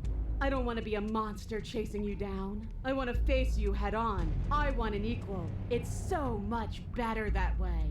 We need to get closer. She needs to see us to give chase. You've nowhere to go but down. You start the difficult journey, gripping the stone, lowering yourself foot by grueling foot. But soon, there is solid ground beneath you. Remember, every crack and crevice will need to be faster than her. You turn to face what lies at the end of the narrow tunnel. The princess, imposing and tightly muscled, grins back at you from the darkness. Her face widens into a broad grin. There you are, knife in hand. How thrilling. Attack me, bleed me, twist the blade in my flesh. Break your bones against my body. I want a real challenge this time. We can't get that close. She'll kill us in the tight space, steel claw or not. Make her come to us, stand beyond her chains, and let her become frenzied. She'll break them. Then we run. I really don't like the sound of this. It's the only way we live. Well, What are you waiting for? If we're gonna do this right, you can't be scared. You need to want this as much as I do. So go on. Make the first move. Don't keep me waiting.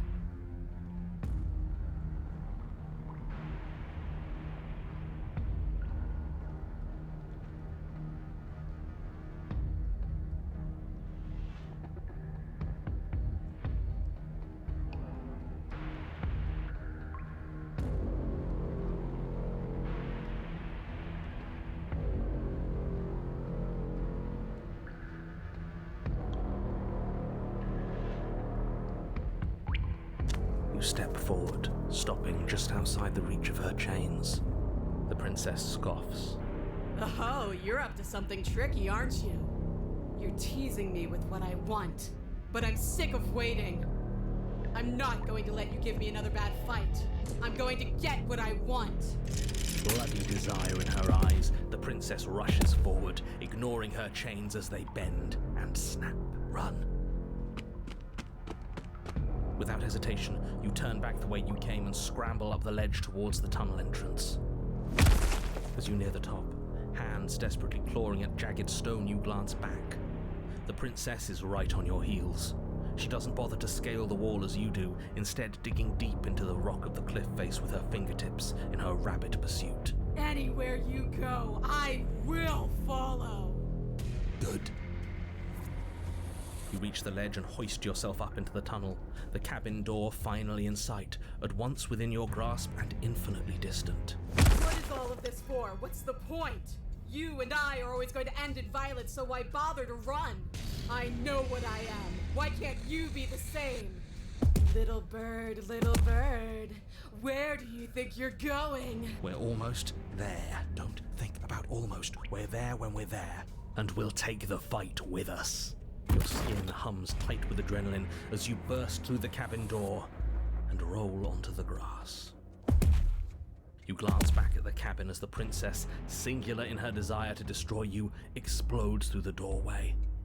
You are walking a dangerous path. If you waver once, it's all over. So get it right. There's nothing left to slow me down. Do you think this is better for you? Do you think this space gives you an edge? Then show me! Show me that you've been worth all the room you've taken up in my head! Do it! Be swift, strike true, be where she's not. Let your body move you.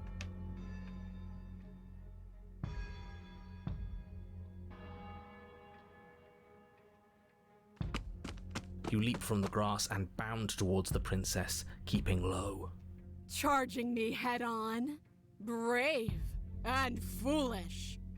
Her body braces for impact, anticipating the clash. That's where you're both wrong. Left, now! As the princess strikes, your body swerves to the left. She overextends, stumbling as her balance shifts unexpectedly. Strike. Before you can finish the thought, you lash out, the blade slicing through her leg. She turns to swing again. Right!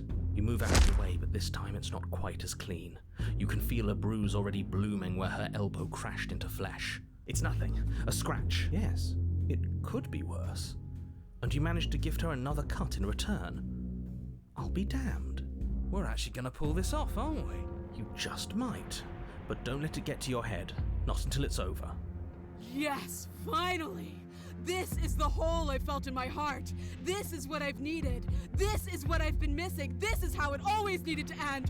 Both of us giving it our all, beating and bleeding each other to death. Bring it down a little bit, Miss Principess. The two of you engage in a devastating flurry of blows, each of you wounding the other again and again. She's stronger, but you're faster, and the deeper the both of you fall into your lethal dance, the more your edge shines over hers. She's slowing down, blood pouring from wounds, splattering at her feet, leaving her weak and unsteady. More! Keep going! We can't stop now! You spy an opening, but this time she's waiting for you. She lets you sink the blade deep, trapping you in place long enough to wrap you in her impenetrable arms. You're slammed to the ground. Nothing! These blows are nothing to us! But her gambit wasn't enough to close the gap. It wasn't enough to kill you. She stares you down, coughing up a splash of blood as she gasps for breath.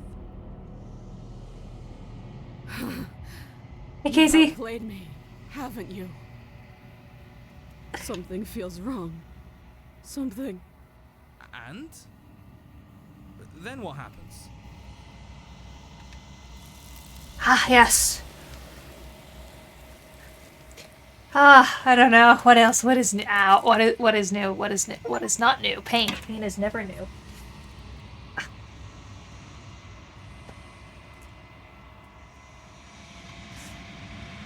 You didn't have a chance to respond.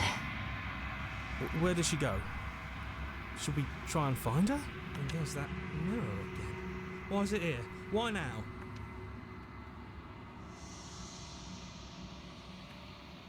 But it feels so bad. Like looking into it right now is going to be the end of everything. That thing reeks of death.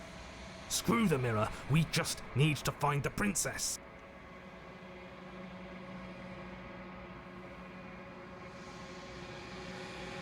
Okay.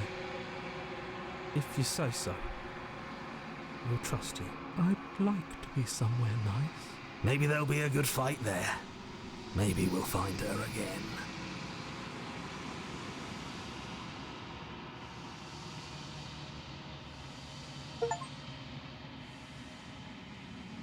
You've withered.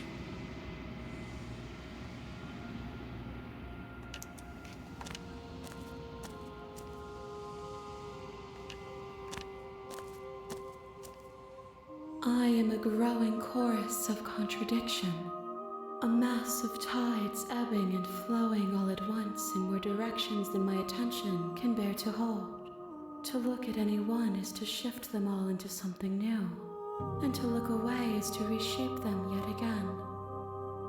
All of me is changing, and yet the rest of me is still the same.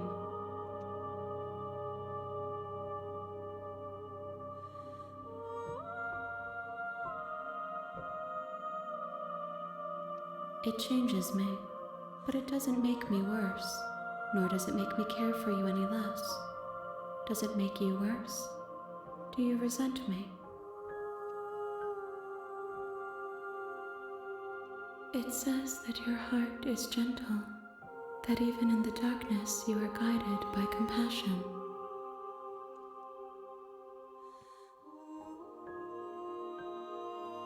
My perspectives are shadowed. You have seen what I have seen, just as I have seen what you have seen. The angles of my vantage do not offer me hidden truths, and my attention is turned inward, except when you are here with me. Perhaps this will change when our work is done.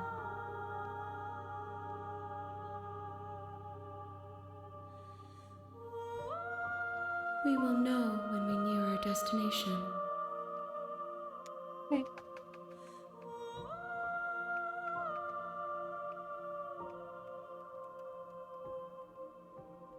I will be here when it is time for us to meet And again. then I die again. Yes, it is entertaining if nothing else.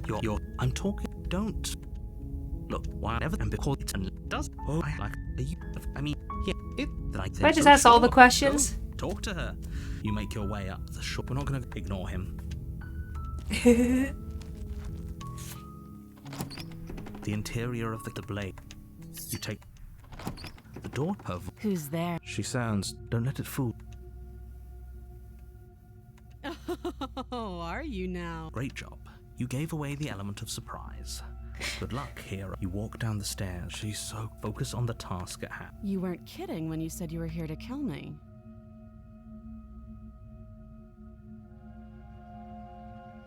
How about you drop the knife and the two of us just talk?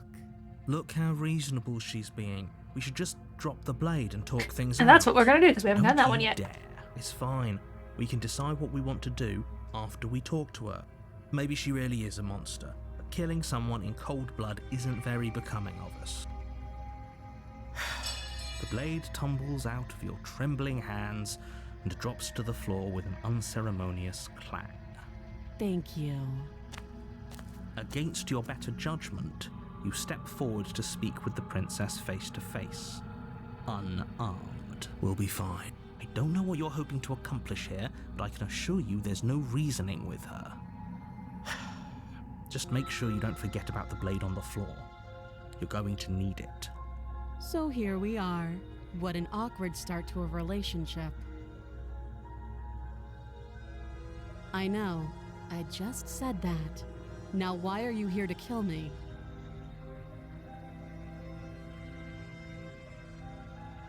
Don't just tell her that.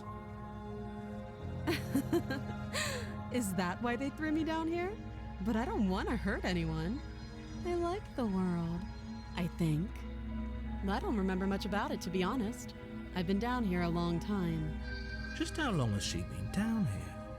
If I'm supposed to be capable of ending the world, then how did I wind up here, chained to a wall? Have they told you why I'm allegedly so dangerous?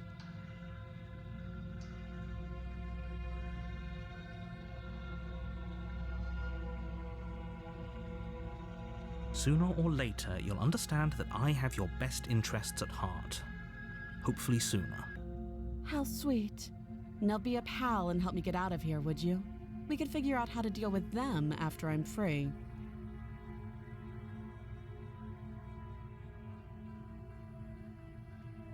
You walk up to the chains binding the princess to the wall. They're large and heavy. I'm guessing you don't have the key. Maybe it's somewhere upstairs. Doubtful. Well, you do have that big, sharp knife. You could always cut me out of here. She speaks with almost complete nonchalance. If we were stuck down here for long enough, I'm sure we'd be nonchalant about cutting our way out. Anything to finally be free. You attempt to make someone else... You're shouting. You're here. You make your way back. Easier for whom? Easier for everyone. I heard the door slam. They locked you down here. The knife. Pick it up and... You won't like what happens if you do that. Without hesitation, you bring the blade down. The princess flinches as you strike and your weapon sinks into her shoulder. You bastard. If I have to kill you to leave this place, I'll do it. I thought we had the upper hand, but it's as if she's barely even threatened by us. It's an act. She's unarmed and there's nothing she can do. I'm not so sure. Don't waver now. As you raise your blade to strike again, she kicks out, knocking the two of you struggle on. Forget. Oh, another fight. You roll out, though we can still... The princess is still chained to the wall. There's nothing she can do to stop you from getting out of here. What if she doesn't succumb to her wounds? Whatever she is, she's so much more dangerous than I thought she'd be. You rush up the stairs and dive past the threshold. You're safe. For now. You close the basement door, locking it behind you and quickly barricading it with the heavy wooden table that once held the blade. Okay, we can make this work. She has an awful wound and we have all the time in the world. Playing jailkeeper for a while might make things a little easier. You settle in against the far wall to watch the basement door. It isn't long before you start to drift off, your eyelids heavy with fatigue. But sleep doesn't come. Instead, your rest is broken by a piercing, wailing voice calling out to you from the other side of the door. I know you're still there. Why don't you make things easier on yourself and let me out? It's not like this little door I'll hold for very long anyways. It's probably a good idea to try to get back on my good side. She sounds terrifying. Like she's less of the princess you saw and more like something out of a nightmare. As she violently rattles the door, you do your best to shut her out of your mind. When I get out of here, I'm going to pick you apart piece by piece. I won't forget what you did, and I'll never forgive it. You don't know the kind of enemy you've made tonight. It doesn't sound like she's getting any weaker. No, it doesn't.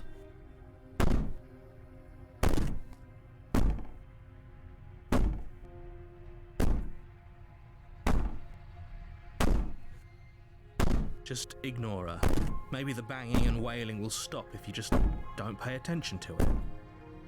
You put the princess's threats out of your mind as best you can and huddle up against the wall. You jolt awake in the middle of the night to silence in the cabin. The ruckus has stopped, and the door to the basement is ajar. its lock broken, and the table shoved out of the way. Where is she? Thanks for helping me get out of that awful basement. You try and stumble to your feet, but as the princess draws near, it's as though your body simply stops working. It isn't all at once. The paralysis comes in waves. First your toes go numb, and then your feet, and then your legs. You lie prone on the floor of the cabin, unable to do anything but witness her approach. Whose side are you on? Yours, of course. But I have a duty to uphold the truth. Lying about the facts of the situation doesn't change them. So helpless. I can take my time with you, can't I? She steps closer, one silent footfall at a time, cocking her head in curiosity as you feel your organs shutting down one by one. Or maybe I can't take my time with you. You don't look well. A little green around the gills. What a shame. If you'd only helped me get out of here, we could have done such wonderful things together. Your lungs stop drawing in breath, and your heart freezes in your chest. You have seconds left. I'd say better luck next time, but we both know this is the end, don't we? It can't be. This can't actually be how everything ends. I'm sorry, but it is. Everything goes dark. And you die. You're here to sleep.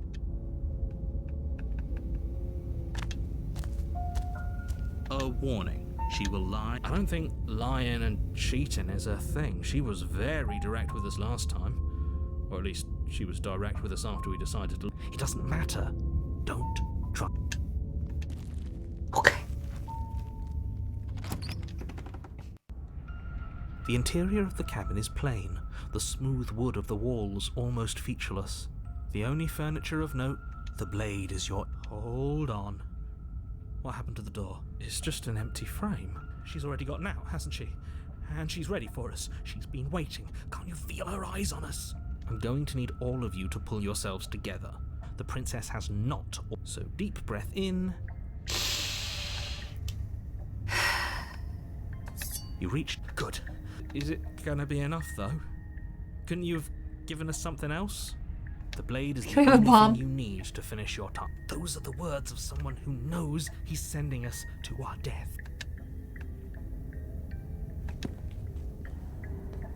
You cross over the threshold and onto a series of isolated steps, suspended in darkness. More eyes, too. You never mentioned the eyes.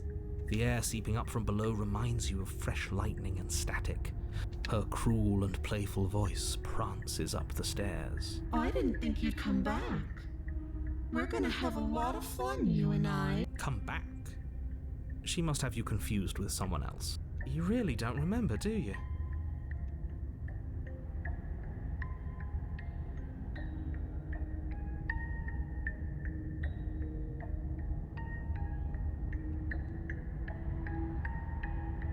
It can't be that hard. But then we'd lose our weapon. We'd have to make it count. Otherwise she'd be furious and we'd be defenseless. If a knife is even enough to do anything against something like her in the first place. It'll be enough.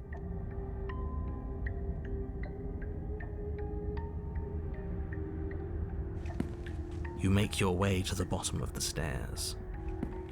As you emerge, you find yourself between two loose rows of white wooden planks suspended in nothingness. A smattering of cobblestones visible against the inky black of the basement mark where the floor should be. She could be anywhere, and there's nowhere for us to hide. We're completely exposed. Are you really not going to comment on how weird this place is? No, I'm not. Somebody needs to be the voice of reason here, and it certainly isn't you. Excuse me, I'm being incredibly reasonable. You're the one who's just matter-of-factly describing whatever the hell we're looking at like it's an ordinary basement. We're going to die down here. Please stop saying that. You're only going to make things worse. I wouldn't give it too much thought if I were you. It doesn't really matter, because either way you go, I'm going to find you.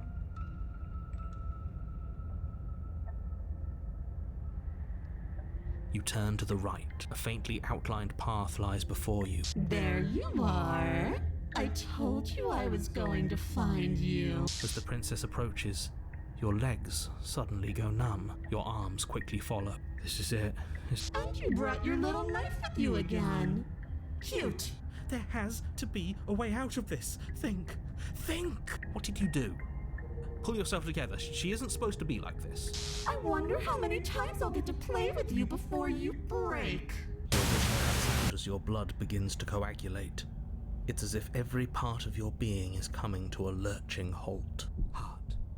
Your lungs pull in a desperate gulp of air as your eyes shoot back open. What are you doing? I'm working. Do you want this body to function, or do you want... And then experience stops once more as your body reapproaches death. Okay, whatever you were doing, please just start doing it again. You sure about that? Are you sure that's what you want, or do you want to interrupt me some more? You have seconds left. Yes, I'm sure. Again, your eyes shoot open as you gasp for breath. Can't decide what you want to do, can you? Oh well, standing there gasping like a fish is more fun than dead. Even if you look ridiculous. She isn't attacking us. The why doesn't matter. She's already proven her ill intent. Your weapon is still in your hands. Heart, lungs, liver, nerves. Heart, lungs, liver, nerves, heart. This path is already worn by travel and has been seen by one of... Wait, what? Lungs, liver, nerves, heart, lungs, liver, nerves, heart. What? No! I knew you'd come around. Oh, this is going to be so wonderful. No, I'm not going to let this happen. Before you can utter another word, your body stops moving. Do you think you could just wrest control away from us? This body's barely functioning as it is. Doesn't the world end if we fail to stop her? Won't letting us die here just make it end faster? Shit. Lungs, liver, nerves, heart. Lungs, With a flick of the princess's wrist, the stairs slide back into place. I can't believe you're making me watch you damn everyone to torment and oblivion. Go ahead. I'll be right behind you. I wouldn't trust having our back to her. You're not wrong, but maybe you should let me handle the feedback. Just focus on keeping us alive. Besides, I get the feeling she's telling... Heart, lungs, liver... You place a shaky foot on the first step and begin your ascent from the basement. You can feel the static prickling of the princess on your neck, your limbs buzzing with pins and needles. What did you have to do? Was An it good? uncomfortable and constant reminder that you exist, and that your existence is so very precarious. Lungs, liver... You're almost there. Heart, lungs... The only thing left between you and the cabin is the now shut door to the basement. It would be a real shame if it had locked behind you. Oh, you snake. There wasn't even a door when we first got here. The door was from last time. I told you we shouldn't trust him. I know he's messing with us, but you can't lose your cool. We need you right now. Remember? Yes, I remember. Of course I remember. Heart, lungs, liver, nerves. This is so frustrating. Heart, Thank you. And you? You'd really rather us die down here than let her out? Of course I would. As much as I want you to have a happy ending, the fate of the world is a little more important, and you still have a weapon. You can still make this right. lungs, liver... Oh, look at that. It's locked. What a relief for the world. It'll open. You just have to give it a tug. Liver, nerves... You pull against the door. The lock gently clicks open in response to your effort, and the door creaks on its hinges. This isn't right. That's not even the way it's supposed to swing. It's supposed to swing out. You're not nearly as powerful as you'd have us think, are you? Anyways, like he said, you're not. I never said I was. If I was in control here, why would I need you to slay her? I don't know. Secret reasons? The door is open. What are you dawdling for? It's time for us to go. The world is waiting. Liver... Shit. The princess moves past you and into the cabin. This is it.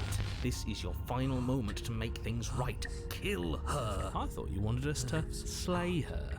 It's the same thing. Do it. Do it now. Do it now, or everything is over. Okay, what do we do? I said, what do we do? Nerves. Oh, do you want to hear from me now? Yes. Well, I thought you needed me to run the autonomic nervous. We do, but this is important. Look, brain, Heart. right, heart, Lungs. lungs, Liver. okay, thanks. Heart, lungs. You're terrible at this. I know, I'm doing my best. Yes, it's very hard to stay focused on running things when other people... What are you doing? Heart, Finally, I can talk. Now, what were you asking me? Running everything kind of feels like pop. they were asking you for your blessing to trust me. Oh, that's right. Yeah, fuck this guy. Don't trust him. Really? So you'd have them trust her? Oh, of course not. Can't trust anybody here but ourselves, but I guess that leaves us back where we started, doesn't it? Yeah, a little bit. I suppose if I had to make a choice, I'd pick the one that doesn't make our organs shut down. Thank you for your gracious show of support. But that's a marginal preference. We'll have to deal with him later. I'd just rather deal with him while our organs are intact. Whatever. You heard what he had to say, so whether you trust me or not, killing her is still... All right, I'm done. You can let me take over again. Finally, that was awful. Heart. You've been standing there staring blankly for a while now. And I have to say my patience is running a little thin. So don't make a lady wait any longer, okay? Open the door. Liver. Nerves. Heart. Lungs. Liver. Nerves. Heart. Lungs. Liver. The doorknob twists in your hand, revealing the forested path beyond the cabin. Heart. You bastard. Liver. You've actually done it. You've actually doomed everyone. Liver. It's so beautiful. I can't wait to ruin it. But it's so cold, too. It's itching against my skin. Heart. Lungs. Liver. The princess, exhausted, slumps to the Why ground. is it so cold?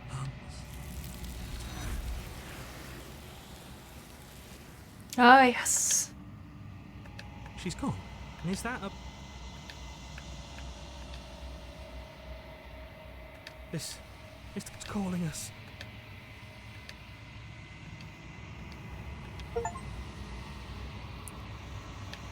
We've unraveled. We're back in the long quiet. The lady.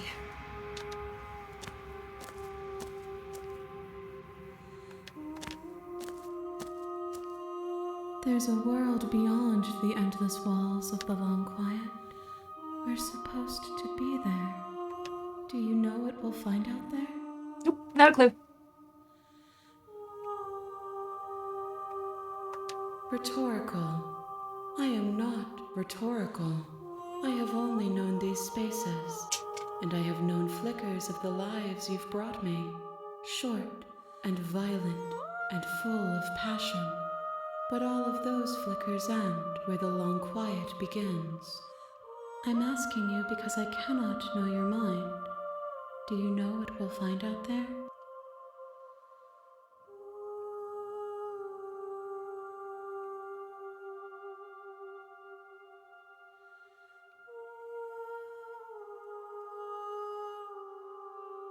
There is a warmth and sadness in me at the thought of people. Fresh tears on a winter's day. They are not like us. They do not last.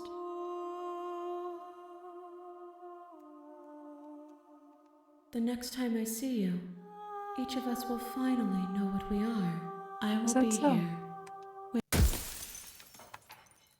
Ouch. You're on a path. You're here.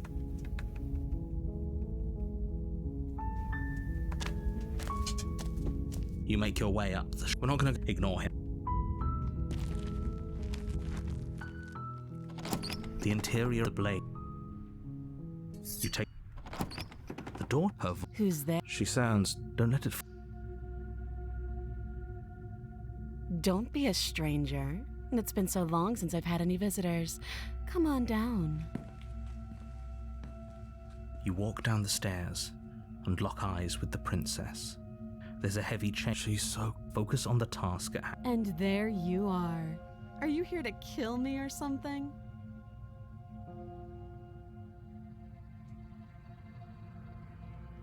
Then why did you bring a knife with you? How about you drop? She makes a don't you dare. It's far. Thank you.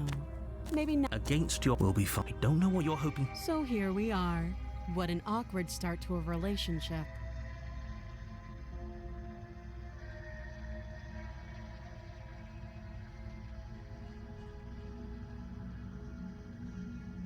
She hesitates before answering.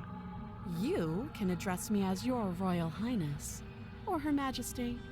Any honorific should do, really. Note the lack of detail.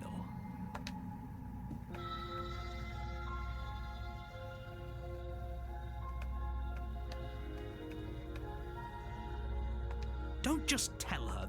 I don't remember much of. Just how long has she? If I'm supposed to be capable of ending the world, then how did I wind up here? Princess, she doesn't know. She's been down here too long to have any idea of what she'd do in another life. She knows what she'd do. She's just searching for whatever answer she thinks you want to hear. I don't think I can answer that question in a way you'd find meaningful. At the end of the day, whatever the two of us have going on down here is about trust. Whoever sent you to slay me claimed I was a threat to the world, but they didn't tell you why. That doesn't sound right to me. And I don't think it sounds right to you either. Otherwise, we'd be killing each other instead of talking. She has a point. There's a reason I've been telling. So, I could tell you that I'd lead a quiet life in the woods, or that I'd open an orphanage, or that I'd do any other number of good things that I'm sure you think you want to hear. But you don't really know me, do you? What can my word possibly be worth in a situation like this? She's right about one thing. Her word. Like I said, it's all about. So do you trust me, the prisoner, the victim, the princess clearly incapable of ending the world? She's wrong. This isn't about. You can't. Don't bother. I'm guessing you don't have the key then. I'm sure there's a key somewhere around here, and if there isn't, well, we can always put that knife to good use. Her sharp eyes set. She isn't suggesting what she is. Too long. Don't jump to any weird conclusions. We're two people who have met each other. By definition, we have a relationship. Oh, have you decided what to do with me? You know why you're here.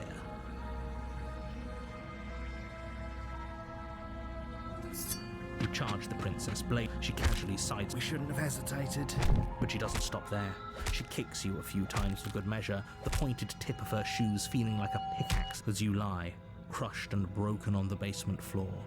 The princess kneels on your throat, with the kind of weight you didn't think her slight frame could possibly possess.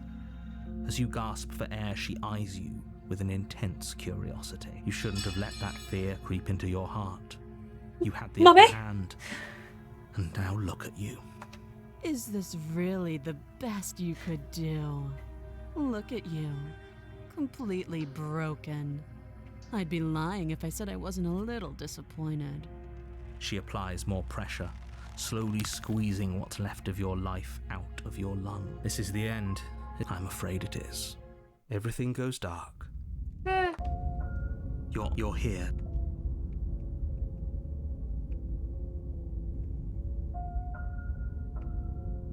Again? If he doesn't remember what happened, you know what does it mean? She is not going. She's going to kill me. But But we seem to enjoy it. Before you go any further, she will lie. We might as well just pledge ourselves to her and stop pretending we're capable of doing anything in this situation. She probably doesn't even need to try to overpower us. Can we tone down the pessimism just a smidge? I'm not being a pessimist. I'm just being realistic. You're being annoying. Just ignore. I agree. If she's wrongfully imprisoned, then we should rescue her, but if he's telling the truth, we shouldn't just hand her the world on a silver platter. Rescue her? So please, If that's what you want. It should be like a sadistic or masochistic, The interior whatever. of the cabin is larger and more grandiose than its humble exterior. The blade is your implement. Why do we feel so? We don't feel small.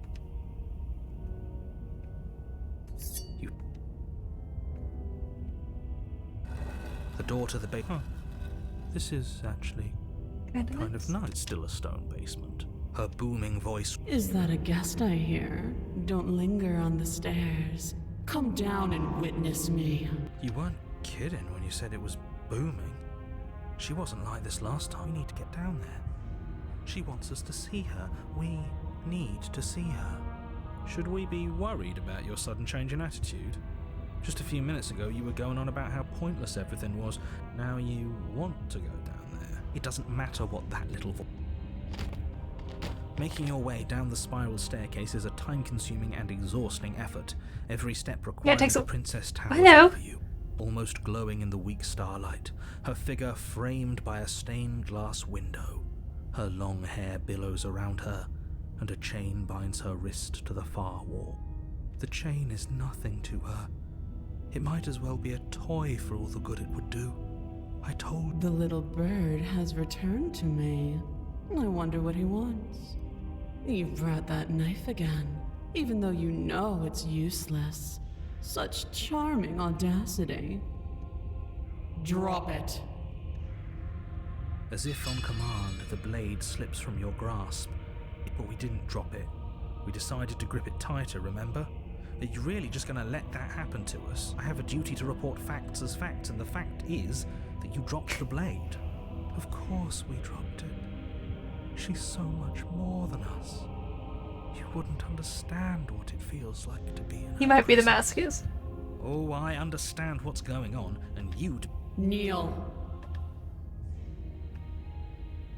Oh, are you still trying to defy me? I said kneel. Your legs buckle, and your knees hit the floor. That's my good little bird.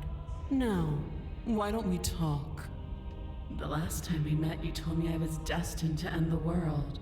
That thought wrapped itself around my heart. It has pulled at me since the moment I squeezed the life out of your broken lungs. I could feel its fundamental truth awaken me. The collapse of the old is a necessary prelude to the birth of the new. And the world as it is now is overdue for alterations. It's time for me to seize my destiny. And you, little bird, will help me seize it. Okay. Well, that gives away the game, doesn't it? It certainly does. And beyond that, it more than lends credence to our conversation in the woods. I don't love the thought that in some other... You are the only one who can deal with her. And if you don't, well, she's let you know what will happen, hasn't she? And you shouldn't have trusted us with her destruction. She is inevitable. Can't you feel it? He's being melodramatic, but he's not exactly wrong, is he? What are we supposed to do to stop her? Okay. First things first, you're going to have to stuff those pessimistic thoughts. The stakes of the situation should be perfectly clear. And all you have to do is break these chains and set me free. Don't be rude. Of course she can. It's not rude to question someone who's apparently trying to end the world. That's exactly why it's rude. We should know our place. I can, easily. But that isn't what I want to do.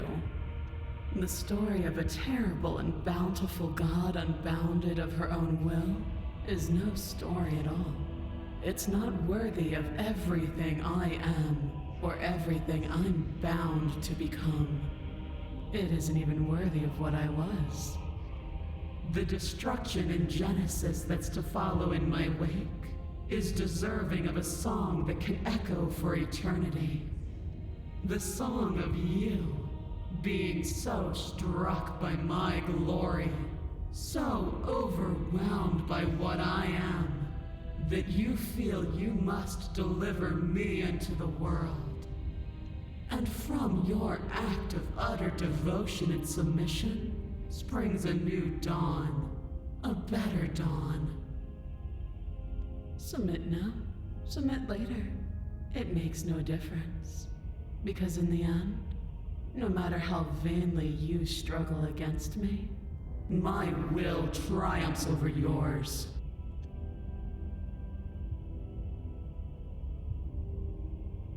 This isn't about desire. This is about what I am. And I have little interest in discussing destiny with one that cannot see the divine truth that shines in my heart. Know the limits of your privilege, little bird.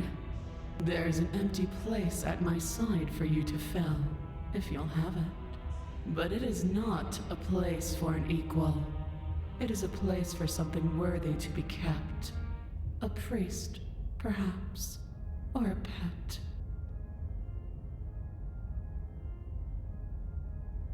Your will was so easily broken. Am I that magnificent? All you need to do now is break my chains. If this is what you want, then I guess there's not much else for me to say. No, you can't just give in to her. Not when the stakes are so high. Not when you're so close. I won't let you do this. There's still something in the way. A greasy film inside of you where it doesn't belong.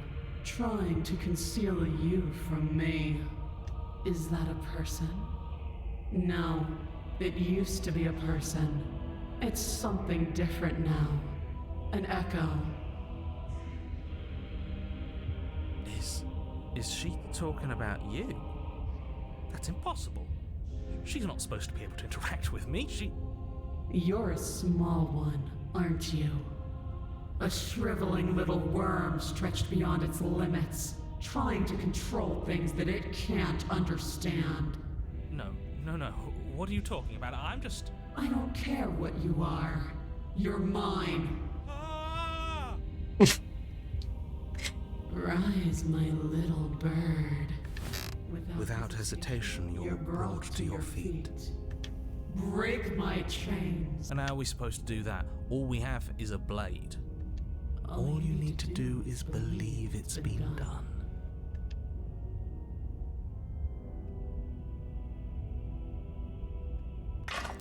Her chains shatter, and the cuff falls from her wrist. She is loose, and the end is upon us. What a good disciple you are. Come, it's time for us to leave. No, Hikazu isn't here, but I'm getting, like, images now of Lady Rose and the little wife. The Wyvern. Dear.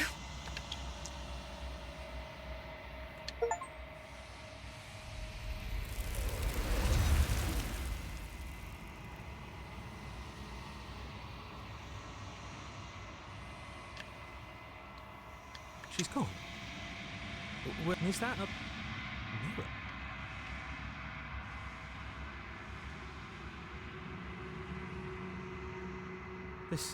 I don't want to look at.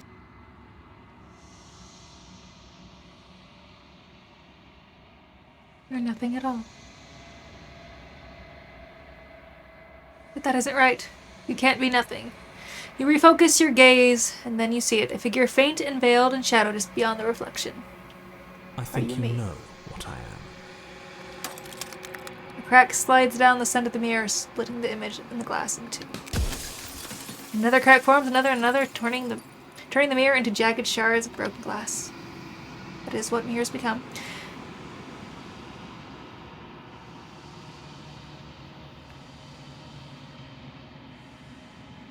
I am an echo, likely one of many. Somebody made you after all, and I'm what's left of him.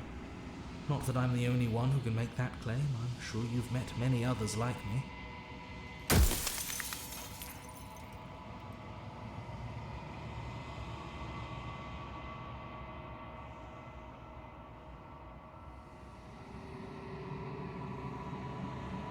We've already crossed the point of no return. There's no saving me now. Not that there's ever been much of me to save.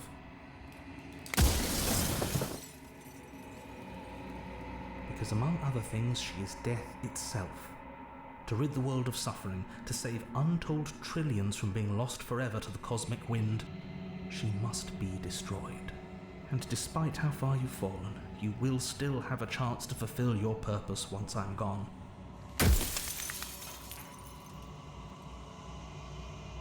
Of course, that is by both necessity and design. This construct you're in exists in many places at once. Anytime you failed, anytime you thought yourself dead, it would restart and shunt both your consciousness and hers into another world. But you'll be awake soon, and then it won't be able to work like that anymore. I do. The people out there are real. No matter what you do to them, no matter what you enable, I want you to remember that. Nobody alive has done anything to you. I'm all gone. But if you and the princess want to smite the rest of them for the crimes of a dead man, if you really want to be that petty, there isn't much I can do to stop you. The narrator. Yes, I suppose that's my job, isn't it? You needed help after all, an objective voice to guide your blade. But you were never supposed to see me. I wonder how many worlds you've damned to extinction to fall this far. Then ask them, and make it quick. I won't last for long now that you can see me.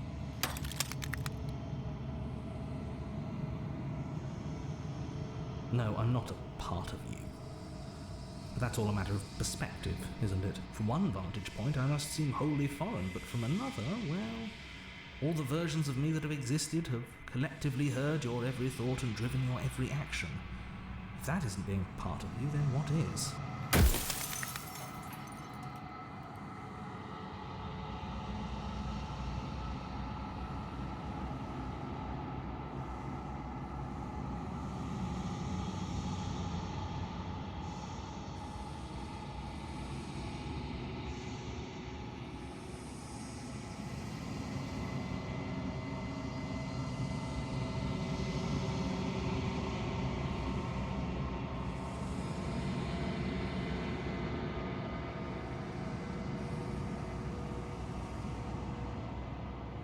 She is the shifting mound, the ebb and flow, the capacity to change. She is transformation, or most of it. Her nature is why I had to die, for she becomes that which others perceive her to be. But an echo can't perceive things, not in the way that people can, so I tucked a part of myself into the folds of this construct to guide you. Seems that every me you met did a real shit job of it, though.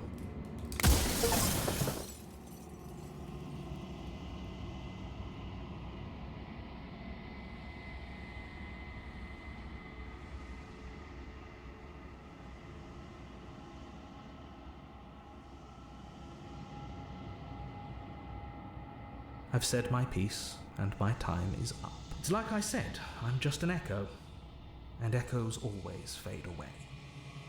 You know what you have to do.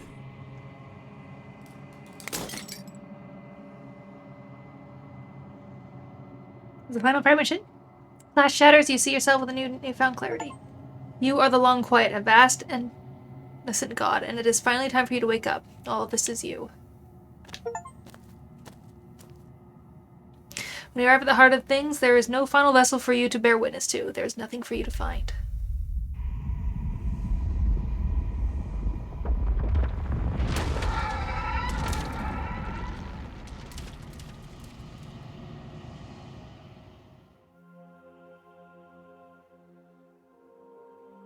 I can finally see you, and you can finally see me. It's been so long, and my heart has ached for this moment. I've missed you dearly.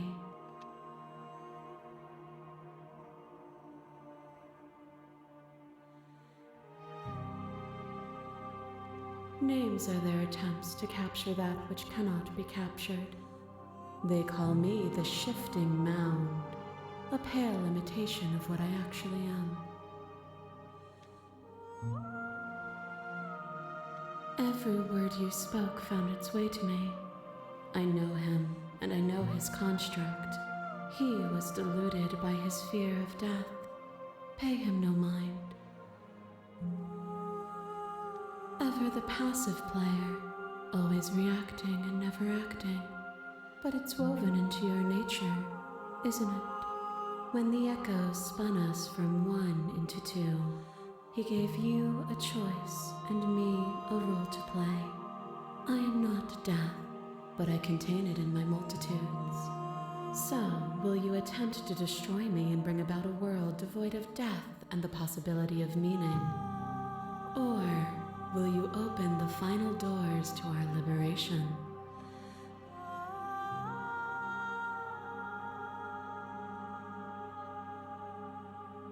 Of course I have a say in all of this.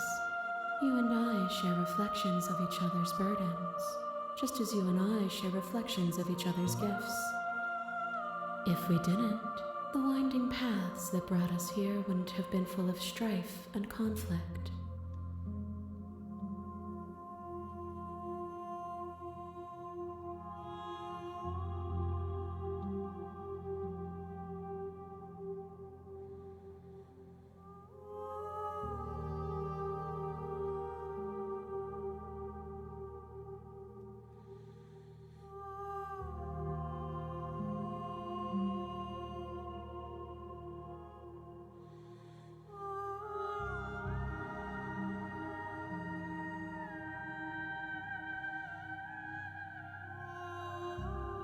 If you're saying that, it's because you don't yet understand.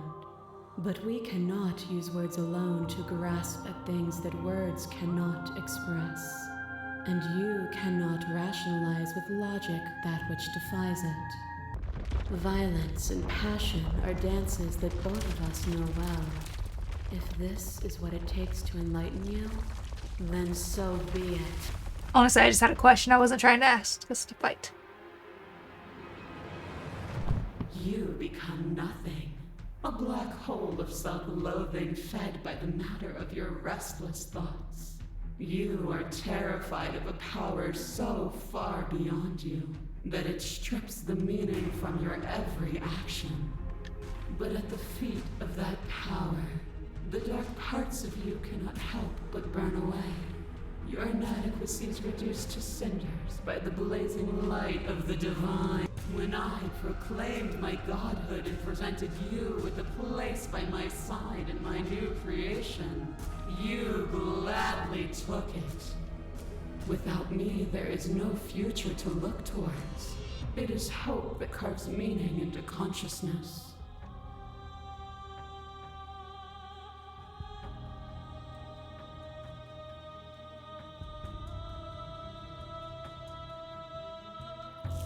And through your lack of one, you too were consumed. Yet together, we were able to create something beautiful.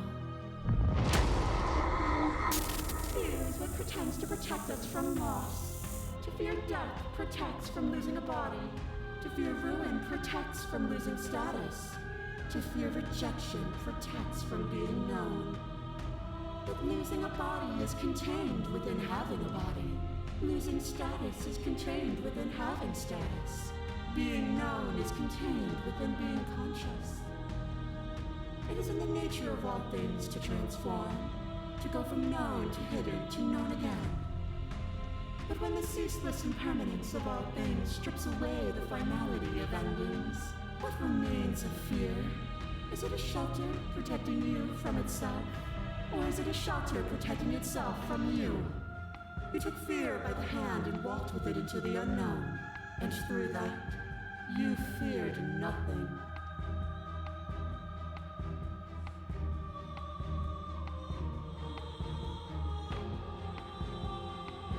Then you are one step closer to being free of your bindings.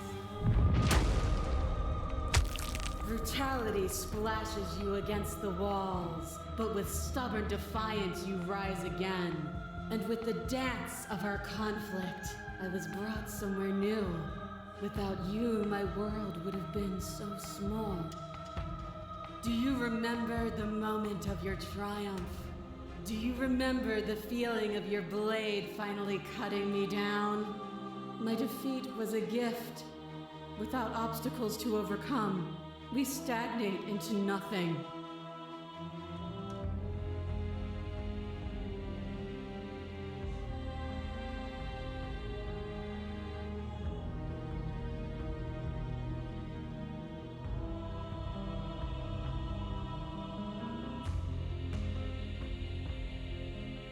To stagnate is to remain the same.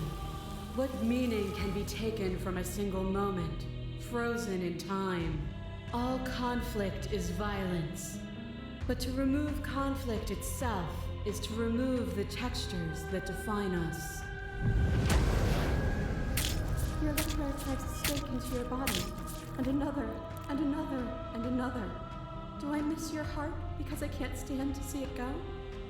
But the stakes meant nothing to you. You had a desire, and you set that desire free. You lifting me and me lifting you. Forever and ever and ever. Consumed by true belief, there was nothing that could hold us back.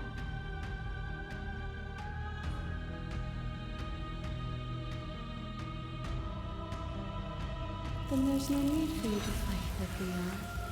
Whenever you're ready, we can leave together. Hand in loving hand.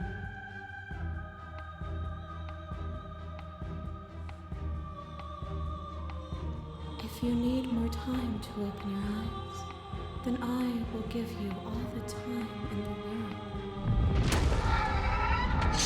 A boundless torrent of blades cut you from boundless angles. You are a body. You are gory ribbons. You are a body again. And you feel all of it. On and on it goes until your bodies are not your thoughts, are not you. Alive, dead, alive, dead, alive, dead, then alive and dead and alive and dead all at once. You learn to put yourself away and to follow the flow of reality. And you used it to rise above me. You died countless steely deaths, and you lived countless short lives, and yet it is all so far behind you. Unjust impossibilities pushed you to become something you would never have been without them.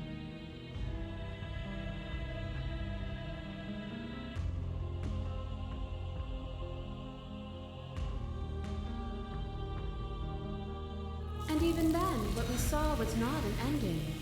When I thought I had reached an unconquerable peak, you showed me how much further I could still climb. As the clash between you abates, you begin to shake, your will rapidly dissolving. Nothing is immutable. Everything that is exists only in relation to everything it isn't. There is no constant. There is no center. Open your eyes and accept what we are. We can leave this prison together.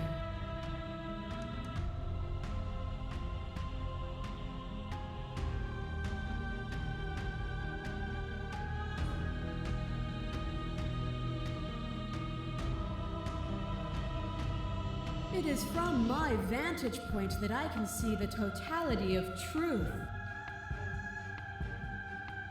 This universe dies, and a new one is born. And that one dies, and a new one is born. And you and I get to witness it all, weaving a tapestry of life wherever we go.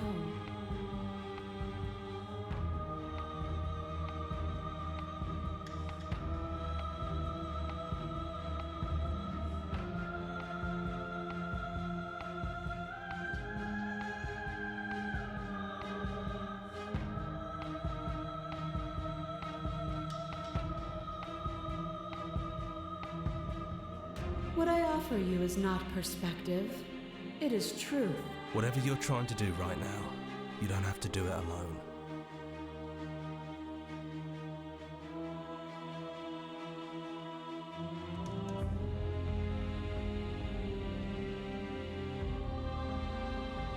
I don't think that's wrong, but I'm not sure it's right either. But we can worry about all that later. She's too many things all at once out here. If you want to get through to her, you need some way to get through all of that divine confidence. There's still a piece of me nestled close to where it all began. I can take you there. I can take you to her heart. It's time to resume our dance. She's relentless, isn't she?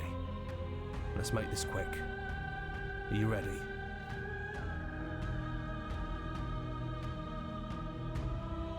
Then let's go.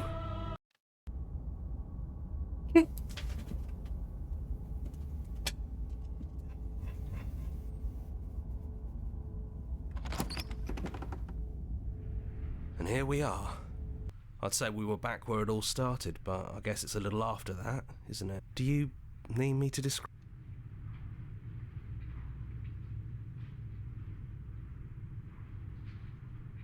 It's just us. I think the rest of them are still out there, jumbled up in the rest of...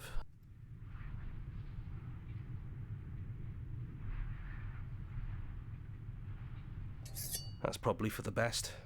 It's always seemed to give us more options than not. What are you up to?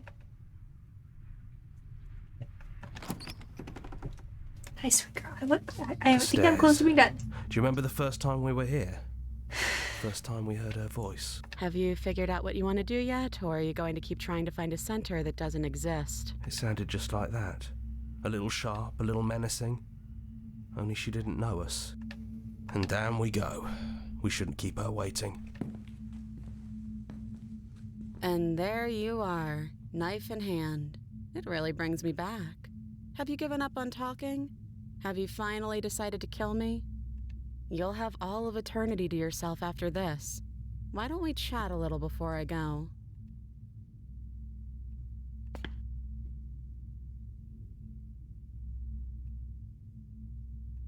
No.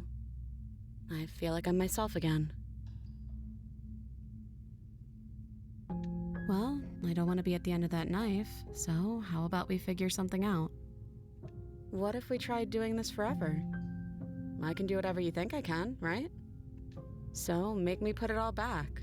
Make me fix the Echo's construct and make me wipe our memories of everything that's happened. Make me send us back to the beginning, before we woke up. Before either of us saw the truth. Can she really do that? Are you sure that's what you want?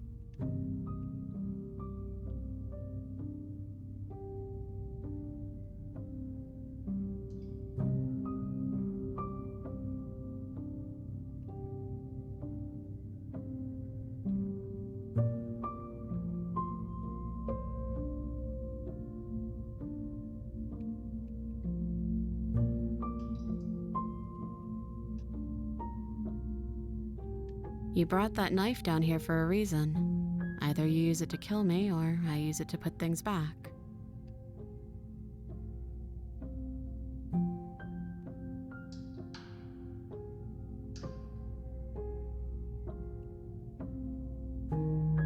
And if we do, nothing is stopping us from making the same choice. We could just keep doing this forever. Fixing that is on you, not me. If you want me to help them, you'll have to make me help them. That's sweet, but unless you do, the whole world ends, right? Not like I care, but it seems important to you.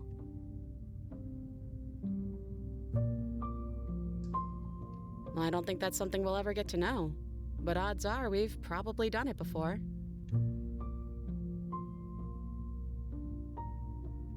Who cares? We've hurt each other plenty, and I still like you. And if you're hesitating, then you must still like me, too.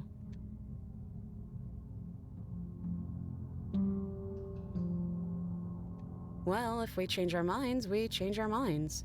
What matters is that we'll always have a choice. This is just the one we're making now. Neither do I, but we won't be alone for long.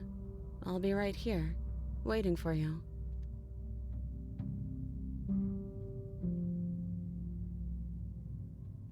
Yeah, I think it's too late for that, but maybe next time.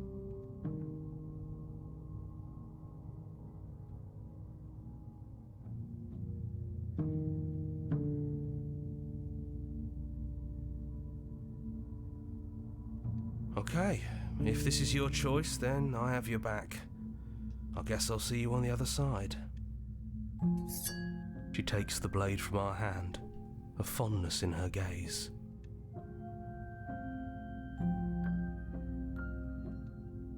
Hey, I love you.